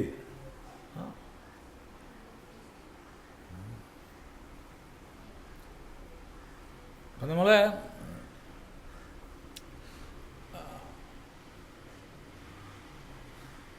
എന്തിനോടൊക്കെ നമ്മൾ ചേർന്നിരിക്കുന്നുണ്ട്.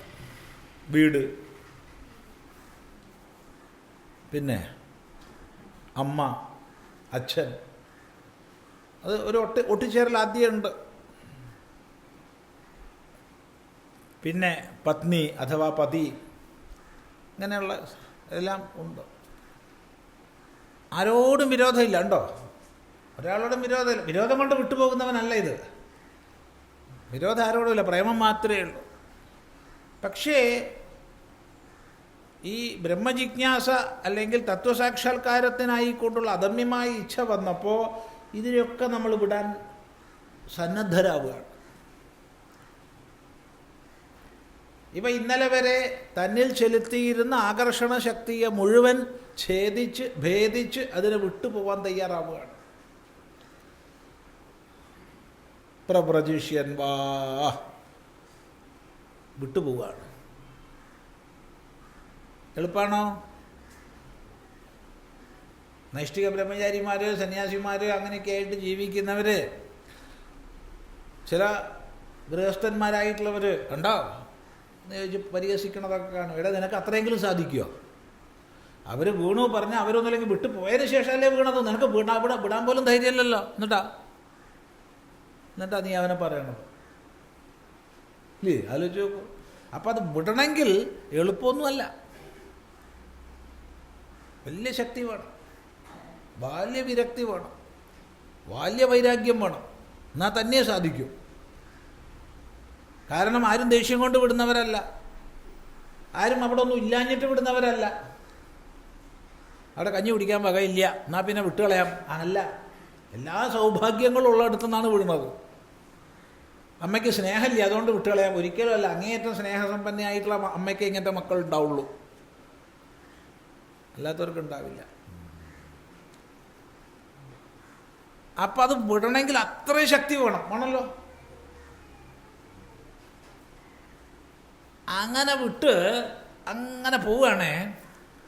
അപ്പോഴാ സാഹചര്യങ്ങളുമായൊക്കെ താതാത്മ്യപ്പെട്ട് അത്യാവശ്യം ആശ്രമം കുഴപ്പമൊന്നുമില്ല, മണിയടിച്ചാൽ മുഴുവൻ സമയം ഭക്ഷണമുണ്ട്, ആൾക്കാരൊക്കെ ഇഷ്ടം പോലെ വരുന്നുണ്ട്, അത്യാവശ്യം ദക്ഷിണ തരുന്നുണ്ട്, കാല് പിടിക്കുന്നുണ്ട്, പുകഴ്ത്തുന്നുണ്ട്, സുഖജീവിതാണ്. അപ്പം മെല്ലെ മെല്ലെ എന്തുണ്ടാവും? ഈ വിടുന്ന ശക്തിയിലൊരു കുറവ് വന്ന് അത് താതാത്മ്യപ്പെട്ടു അതുമായിട്ട്. അപ്പോഴത്തേക്ക് പല പദവികൾ വന്നു. പണ്ഡിതരത്നം സ്വാമി ചിദാനന്ദപുരി പണ്ഡിതരത്നം ആയി, പലരെ ബഹുമാനിച്ചു. അവൻ പറഞ്ഞു ഇന്നാളാണ് ഞങ്ങളെ പ്രസിഡൻ്റാണ്. അപ്പം മറ്റേയാൾ പറഞ്ഞു ഞങ്ങളെ ഇന്നാളാണ് മാർഗദർശക മണ്ഡലിൻ്റെ പ്രസിഡൻ്റാണ്. അപ്പോഴത്തേക്ക് വേറൊരാൾ വന്നു ആചാര്യസഭയുടെ പ്രസിഡൻ്റാണ്. ഇങ്ങനെയൊക്കെ പറഞ്ഞപ്പോഴത്തേക്ക് ഞാനങ്ങോട്ട് മറന്നു എല്ലാം. എന്തായി? ഈ വേഗം പൂജ്യമായി, വട്ടപൂജ്യം. ഏതുപോലെ ഒരു റോക്കറ്റിന് ഭൂമിയുടെ ആകർഷണ വലയം ഛേദിച്ചു പോകണമെങ്കിൽ ഒരു സെക്കൻഡിൽ 11.4 കിലോമീറ്റർ വേഗം വേണം. ഒരു സെക്കൻഡിൽ 11.4 കിലോമീറ്റർ വേഗമുണ്ടെങ്കിൽ മാത്രമേ ഭൂമിയുടെ ആകർഷണ വലയത്തെ ഭേദിക്കാൻ പറ്റൂ എന്ന് വിചാരിച്ചോളൂ. അത് ഭേദിച്ചങ്ങനെ പോവുക, ആകർഷണ ശക്തി വിട്ടു, ആകർഷണശക്തി കുറഞ്ഞു കുറഞ്ഞു കുറഞ്ഞു വരിക, അതിൻ്റെ ആ ഓർബിറ്റ് കടന്നിട്ടുമില്ല. ഇവിടെ എത്തുമ്പോൾ വെലോസിറ്റി 0. ഇനി എന്ത് പറ്റും? തിരിച്ചു വരില്ല. കാരണം അവിടെ അട്രാക്ഷൻ്റെ ഫോഴ്സ് 0, താഴേക്ക് വരില്ല. മുകളിലേക്ക് പോകുമോ? വെലോസിറ്റി ഇല്ല, 0. നിന്നെടുത്ത് നിൽക്കുമോ? ഇല്ല. കറങ്ങടാ കറക്കം, ഭൂമിക്ക് ചുറ്റും കറങ്ങിക്കൊണ്ടേയിരിക്കും. ഇങ്ങനെ ലക്ഷക്കണക്കിന് സാധനങ്ങളാണ് ഭൂമിക്ക് ചുറ്റും കറങ്ങുന്നത്. ബഹിരാകാശ യാത്രികർ ഉപേക്ഷിക്കുന്ന മലത്തിൻ്റെ പോളിത്തീൻ കവർ വരെ കറങ്ങിക്കൊണ്ടിരിക്കുക ഭൂമിയെ. ഭൂമി നശിപ്പിച്ചു മലിനീകരണം, കടൽ നശിപ്പിച്ചു മലിനീകരണം, ഇപ്പോൾ അന്തരീക്ഷവും ബഹിരാകാശം പോലും മനുഷ്യൻ നശിപ്പിച്ചിരിക്കുക.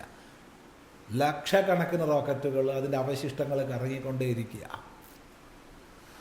എന്താ ചെയ്യുക? അങ്ങോട്ടും പോവില്ല ഇങ്ങോട്ടും വരില്ല, കറങ്ങടാ കറക്കം. പിന്നെ ആ കറക്കത്തിൽ ആകെ ഒരു ഗുണം എന്താ വെച്ചാൽ കുറച്ച് ശാസ്ത്രമൊക്കെ പഠിച്ചിട്ടുണ്ടെങ്കിൽ 4 ആൾക്ക് പറഞ്ഞു കൊടുക്കാം, ദക്ഷിണയൊക്കെ വാങ്ങാം. ചിദാനന്ദപുരസ്വാമി നല്ല സ്വാമിയാന്നൊക്കെ വർത്തമാനങ്ങളൊക്കെ കേൾക്കുമ്പോൾ ഒരു സുഖം എന്നല്ലാതെ കറങ്ങുക എന്നുള്ളത് അവനവന് തന്നെ അസലായിട്ട് മനസ്സിലാവും. പണ്ഡിതൻ വിദ്വാൻ എന്നൊക്കെ ലോകത്തിൽ പേരുണ്ടാവും. ഇതൊരു പരമാർത്ഥമാണ്. ഇതാണ് അർജുനൻ്റെ ചോദ്യം. അപ്പോൾ അവിടെ ചോദ്യം ഇതാണ്, അയാൾ നശിച്ചു പോവില്ല എന്നാ ചോദ്യം. നശിക്കൊന്നുമില്ല എന്ന് ഭഗവാൻ പറയും. കാരണം അവന് ശ്രദ്ധ ഉണ്ടല്ലോ. ശ്രദ്ധ ഇല്ലായിരുന്നു വെച്ചാൽ നിൻ്റെ ചോദ്യം ശരിയാ, നശിക്കുമായിരുന്നു. അവൻ ഒരിക്കലും നശിക്കില്ലടോ എന്ന് ഭഗവാൻ പറയാൻ പോകുന്നുണ്ട്. ഒരിക്കലും നശിക്കില്ല. എങ്കിലും ഇതൊരു വലിയ ചോദ്യം തന്നെയാണ്. അപ്രതിഷ്ഠ, അവന് പ്രതിഷ്ഠ കിട്ടിയിട്ടില്ല. ബ്രഹ്മണ പഥി വിമൂഢാച്ച, ബ്രഹ്മമാർഗത്തിൽ വിമൂഢനുമാണ്. അപ്പോൾ ഛിന്നാഭ്രമിവ, ഛിന്നാഭ്രം പോലെ ഉഭയവിഭ്രഷ്ടനായിട്ട് അയാൾ നശിച്ചു പോവില്ലേ ഭഗവാനെ? കച്ചിദിന നശ്യതി, നശിച്ചു പോവില്ലേ? ഇതൊരു വലിയ ചോദ്യം തന്നെയാണ്. പൊതുവെ നമ്മൾ ഇതിനുള്ള ഉത്തരം മനസ്സിലാക്കി കഴിഞ്ഞാൽ കുറേ പേര് ചാടാനുണ്ടാവും ഇല്ലേ? അല്ലെങ്കിൽ ചാടില്ല. കാരണം ചാടുകയും ചെയ്തു, അപ്പുറത്ത് നീന്തി എത്തിയിട്ടുമില്ല എന്ന് പറഞ്ഞാൽ വിഷമമായില്ലേ? വലിയ ജലാശയമാണ്, തിരകൾ ആഞ്ഞു വീശുന്നുണ്ട്, അല്ലെങ്കിൽ ചാടാൻ ധൈര്യം നമുക്കുണ്ടാവില്ല. കാരണം നീന്തി അപ്പുറത്തെ കര കാണുന്നുണ്ടോ? ഇല്ല, കര കാണുന്നില്ല. കര കാണാത്ത ആശയമാണ്, ജലാശയമാണ്. അപ്പം നമ്മൾ ഇതിന് നടുക്കുന്ന് മുങ്ങിപ്പോവില്ലേ ഭഗവാനെ എന്നാ സംശയം. ഇതിന് മറുപടി കിട്ടിയാൽ പിന്നെ കുറച്ച് പേര് ചാടുന്നാണ് തോന്നണത് ഇല്ലേ? കുറച്ച് പേര് നമുക്ക് ചാടിക്കണമല്ലോ, എന്നാലേ ഇപ്പോൾ ശരിയാവുള്ളൂ. എന്നാലും ഇതിപ്പോൾ തുടർന്ന് പോകണ്ടേ?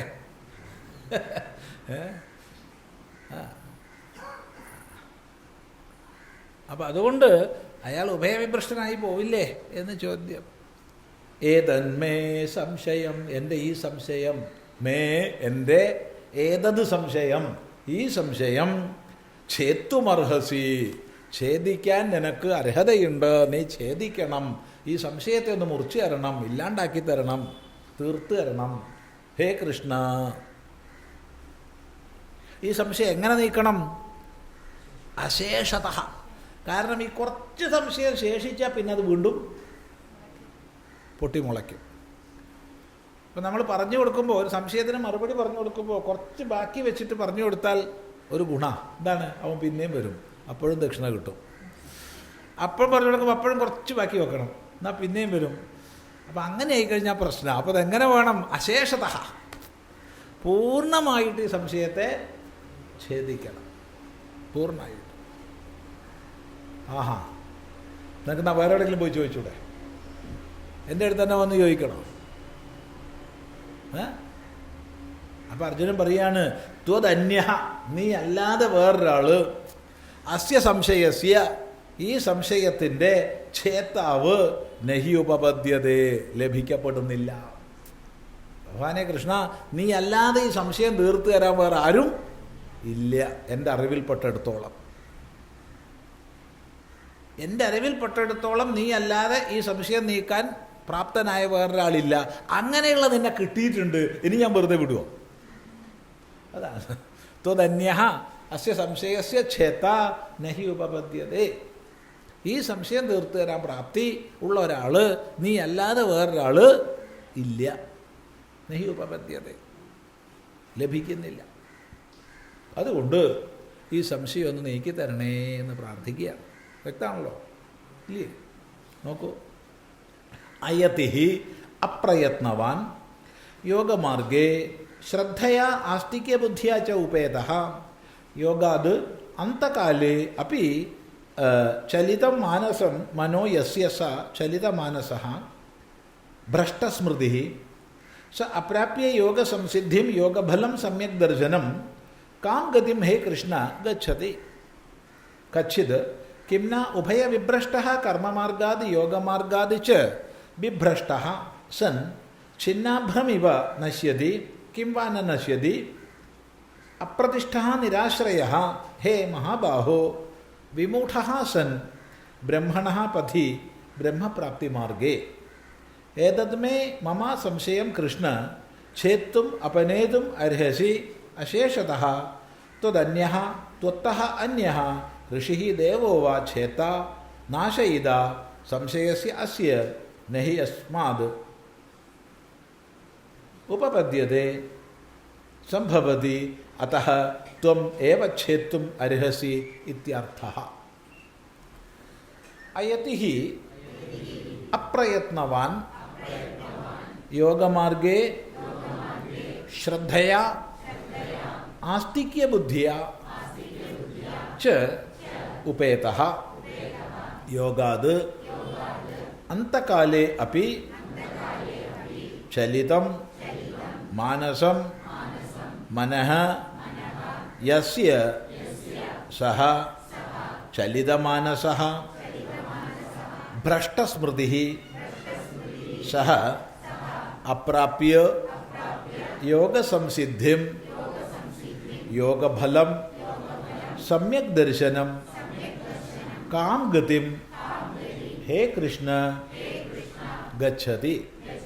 കച്ചിത് കിന്ന ഉഭയവിഭ്രഷ്ടഃ കർമ്മമാർഗാദ് യോഗമാർഗാദ് ച വിഭ്രഷ്ടഃ സൻ ഛിന്നാഭ്രം ഇവ നശ്യതി കിം വാ ന നശ്യതി.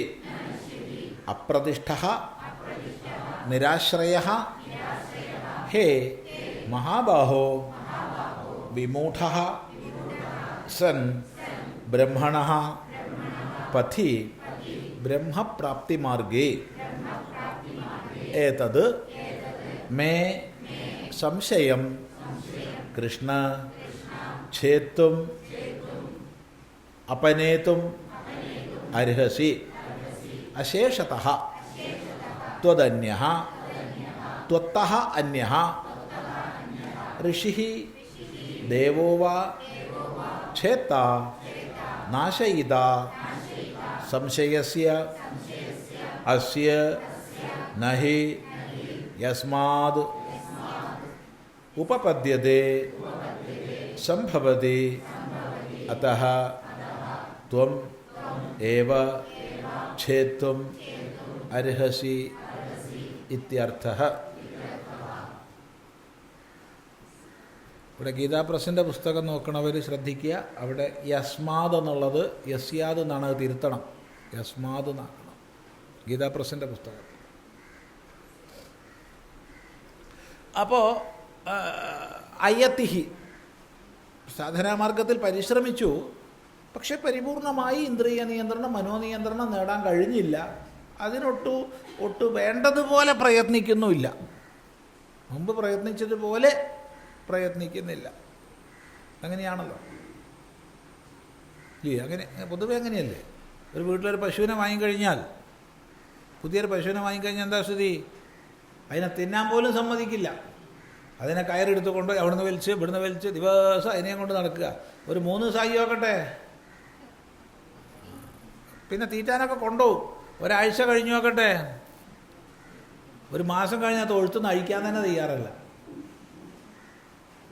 പിന്നെ അങ്ങനെ പശു ഉണ്ടോ എന്നുള്ള സംശയമാവും ഒരു മാസം കഴിയുമ്പോഴത്തേക്കില്ലേ? ശരിയല്ലേ പറഞ്ഞേ? അതെ, ഇങ്ങനെയല്ല. ഏതെങ്കിലും ഒരു ഉപകരണം വാങ്ങിക്കഴിഞ്ഞാൽ അതിനെ നോക്കി തുടച്ച് വൃത്തിയാക്കി നല്ല രീതിയിലൊക്കെ പരിപാലിച്ച് 2 ദിവസം കഴിയുമ്പോഴത്തേക്ക്, വല്ലപ്പോഴും 2 ദിവസം കൂടുമ്പോൾ ഒക്കെ എടുക്കലായി. ഒരാഴ്ച കഴിയുമ്പോഴത്തേക്കോ ഇനി ഒരു സാധനം ഉണ്ടോ എന്നുള്ളത് തന്നെ പിന്നെ പൊടി പിടിച്ച് അവിടെ കിടക്കുകയാണ്. ഇങ്ങനെ തന്നെയാണ് സാധനാ മാർഗത്തിലോ. ഗുരുനാഥനായിട്ട് ഉപദേശിച്ചപ്പോൾ എന്താണെന്നാ വിചാരിച്ച് 24 മണിക്കൂർ ചേട്ടാ നീ ഇത്രയ്ക്കൊന്നും ജപിക്കണ്ട.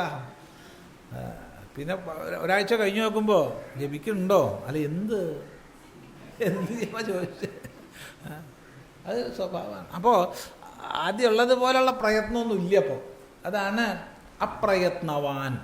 എന്നാൽ അതേ സമയത്ത് ശ്രദ്ധ നല്ലോണം ഉണ്ട്. അതും കൂടി പോയാൽ മുഴുവൻ പോയി. അത് പോയിട്ടില്ല. ഉറച്ച ശ്രദ്ധ ഉണ്ട് ഗുരുനാഥനിൽ, ശാസ്ത്രത്തിൽ ഉറച്ച ശ്രദ്ധ ഉണ്ട്.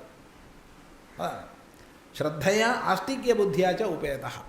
ആസ്തിക്യ ബുദ്ധിയുണ്ട്. ഗുരുനാഥൻ പറയണതും ശാസ്ത്രം പറയണതും ഒക്കെ ശരിയാ എന്ന ഉറച്ച ബോധമുണ്ട്. പിന്നെ ഗുരുവിന് അത്ര നിർബന്ധം വെച്ചാൽ ഗുരു ചെയ്തോട്ടെ, എനിക്ക് ഇത്രയൊക്കെ ചെയ്താൽ മതി ഇല്ലേ? അതാണ് അയതി യോഗാത് അന്ധകാലേ അപിച്ച്. പക്ഷെ അങ്ങനെ കഴിഞ്ഞു പോയപ്പോൾ അവസാന ലക്ഷണങ്ങൾ വരാൻ തുടങ്ങി.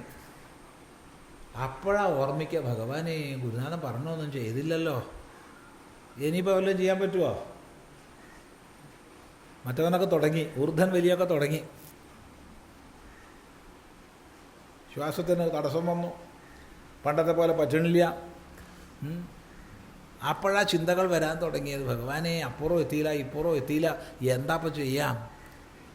അതൊക്കെ വിട്ടൂലോ, ഇവിടെ ആഴ്ച എവിടെയും എത്തിയിട്ടും ഇല്ലല്ലോ എന്നുള്ള വേവലാതിയൊക്കെ വരാൻ തുടങ്ങി. അതാണ് അന്ധകാലത്തിൽ മരണകാലേ ചലിതം മാനസം. മനസ്സ് ചലിച്ചു പോയി, ഭ്രമിച്ചു. യസ്യ ചലിതമാനസഃ ഭ്രഷ്ടസ്മൃതി. ഭ്രഷ്ടസ്മൃതിയായി, ഭ്രംശിക്കപ്പെട്ടു പോയി.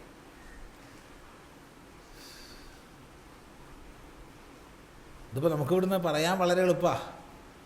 ആ അവസ്ഥയിൽ എത്തുമ്പോഴാണ് അല്ലേ അതിൻ്റെ പ്രയാസം ഉണ്ടാവുക. അപ്പോൾ നമ്മളെന്ത് വേണം? എല്ലാവർക്കും ഒരു അന്ധകാലം ഉണ്ടെന്ന് ഇന്ധകാലത്തിൽ ഓർമ്മിക്കണം. അതാണ്, അത് ചെയ്താൽ മതി. ഇതാ വേറൊന്നും വേണ്ട. അത് പക്ഷെ നമ്മൾ മറന്നു പോകും. അത് പൊതുവെ അങ്ങനെ മറക്കുക പതിവ്. ഇവിടെ നിങ്ങൾ പറഞ്ഞാൽ തട്ടിപ്പ് പറയാമെന്ന് മാത്രമേ വിചാരിക്കുള്ളൂ. പക്ഷെ സത്യം പറയുകയാണ്. ഒരമ്മ വന്നിട്ട് പറഞ്ഞു, എന്തൊരു സ്നേഹമാണ് എൻ്റെ മോൻ എന്നോട് സ്വാമി, എത്ര നന്നായിട്ടാണ് അവൻ എന്നെ നോക്കുന്നത്. ഇങ്ങനൊരു മോനൊരു അമ്മേനെ നോക്കുമോ? അവൻ്റെ സ്നേഹം കൊണ്ടും അവൻ്റെ പരിപാലനം കൊണ്ടും എനിക്ക് വിഷമാവും, അത്രയ്ക്കാണ്. പിന്നെ എന്താ അമ്മയ്ക്കൊരു പ്രയാസമുള്ളത്? അല്ല, അവ മരിച്ചു പോയാൽ പിന്നെ എന്നെ ആരാ നോക്കുക? ഈ അമ്മയ്ക്ക് 75-76 വയസ്സായി. അമ്മയ്ക്ക് മകനൊരു 50 വയസ്സായിട്ടേ ഉള്ളൂ. ആ മകനെ കൊണ്ട് അമ്മ ചോദിക്കണത്, അവൻ മരിച്ചു പോയി കഴിഞ്ഞാൽ എന്നെ ആരാ നോക്കുക? അവൻ അറിയപ്പെടുന്ന രോഗങ്ങളൊന്നുമില്ല. അതും അങ്ങനെ വരാമല്ലോ, പ്രായം നോക്കിയിട്ടല്ലല്ലോ രോഗങ്ങൾ. ഇതാ നമ്മുടെയൊക്കെ സ്ഥിതി. നമുക്കൊരു അന്ധകാലം ഉണ്ട് എന്നുള്ളത് ഇപ്പോൾ ഓർമ്മ ഉണ്ടാവില്ല. പിന്നെ അന്ന് തിരക്ക് കൂട്ടിയിട്ട് അത് ഈ പാലം കടന്നു കഴിഞ്ഞാൽ കൂരായണമെന്ന് ജപിച്ചാൽ ഇനിയും പാലം വരാൻ പോകുന്നുണ്ടെന്ന് ഓർമ്മിക്കണ്ടേ? ഒരു പാലല്ലേ കഴിഞ്ഞിട്ടുള്ളൂ. അപ്പം തന്നെ തുടങ്ങിയത് കൂരായണമെന്ന് വിളിക്കാൻ. അപ്പോഴാണ് അടുത്ത പാലം കാണുന്നത്. ഭഗവാനെ നാരായണ, എന്താ ഇനി ചെയ്യാ?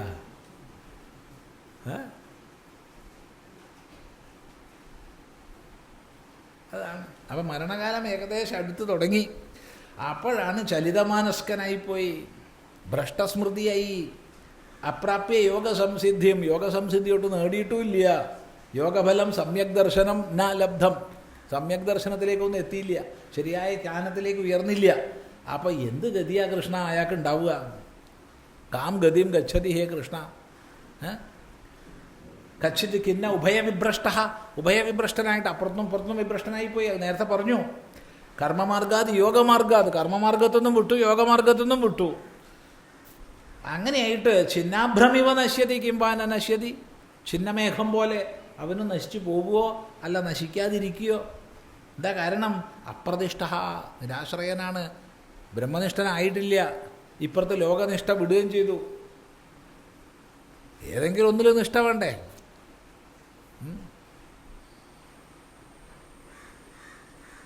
ഹേ ബ്രഹ്മണാപതി വിമൂഢ, ബ്രഹ്മമാർഗത്തിൽ സാക്ഷാത്കാരത്തിലേക്ക് ഉയർന്നിട്ടില്ല. അങ്ങനെയുള്ളൊരാൾ എന്താവും അയാളുടെ ഗതി? ഹേ കൃഷ്ണ, ഏതന്മേ സംശയം കൃഷ്ണ ചേത്തും അവനേതും അർഹസി, എൻ്റെ ഈ സംശയത്തെ നീക്കാൻ നിനക്ക് ബാധ്യതയുണ്ട്, നീ നീക്കി തരണം. എങ്ങനെ? അശേഷത, പൂർണ്ണമായിട്ട്. എന്തുകൊണ്ട്? ത്വത്തഃ അന്യഃ ഋഷി ദേവോവ, നിന്നിൽ നിന്ന് ഭിന്നനായിട്ടൊരു മഹർഷിയെയോ ഒരു ദേവതയെയോ എനിക്ക് അറിയില്ല ഈ സംശയം നീക്കാൻ സാധാരണക്കാർക്ക് ഈ സംശയം നീക്കി തരാൻ പറ്റില്ല. സാധാരണ നമ്മുടെ കൂട്ടുകാർക്കൊന്നും ഈ സംശയം നീക്കി തരാൻ പറ്റില്ല. പിന്നെ ആർക്കേ പറ്റൂ? വലിയ ഋഷിക്കാവാം, അല്ലെങ്കിൽ ദൈവത്തിന് നീക്കി തരാം. പക്ഷെ നീ അല്ലാതെ ഒരു ദൈവത്തെയോ ഒരു ഋഷിയെയോ ഞാൻ കാണുന്നില്ല. അതുകൊണ്ട് നീ തന്നെ ഇത് നീക്കി തരണം. നാശയിത മമ അസ്യ സംശയസ്യ ഛേത്ത, ഈ സംശയത്തിൻ്റെ ഛേത്താവ് നീ തന്നെയാണ്. അതുകൊണ്ട് ചേത്തുമർഹസി, നീ ഈ സംശയം നീക്കി തരണം എന്ന് പറയുക. എന്താ ഭഗവാന്റെ മറുപടി? അത് നമുക്ക് അടുത്ത പ്രാവശ്യം പഠിക്കാം. ഇതാണ് അർജുനൻ്റെ പ്രശ്നം. അതിന് ഭഗവാൻ മറുപടി പറയുന്നു. അത് അടുത്ത പ്രാവശ്യം. ഓ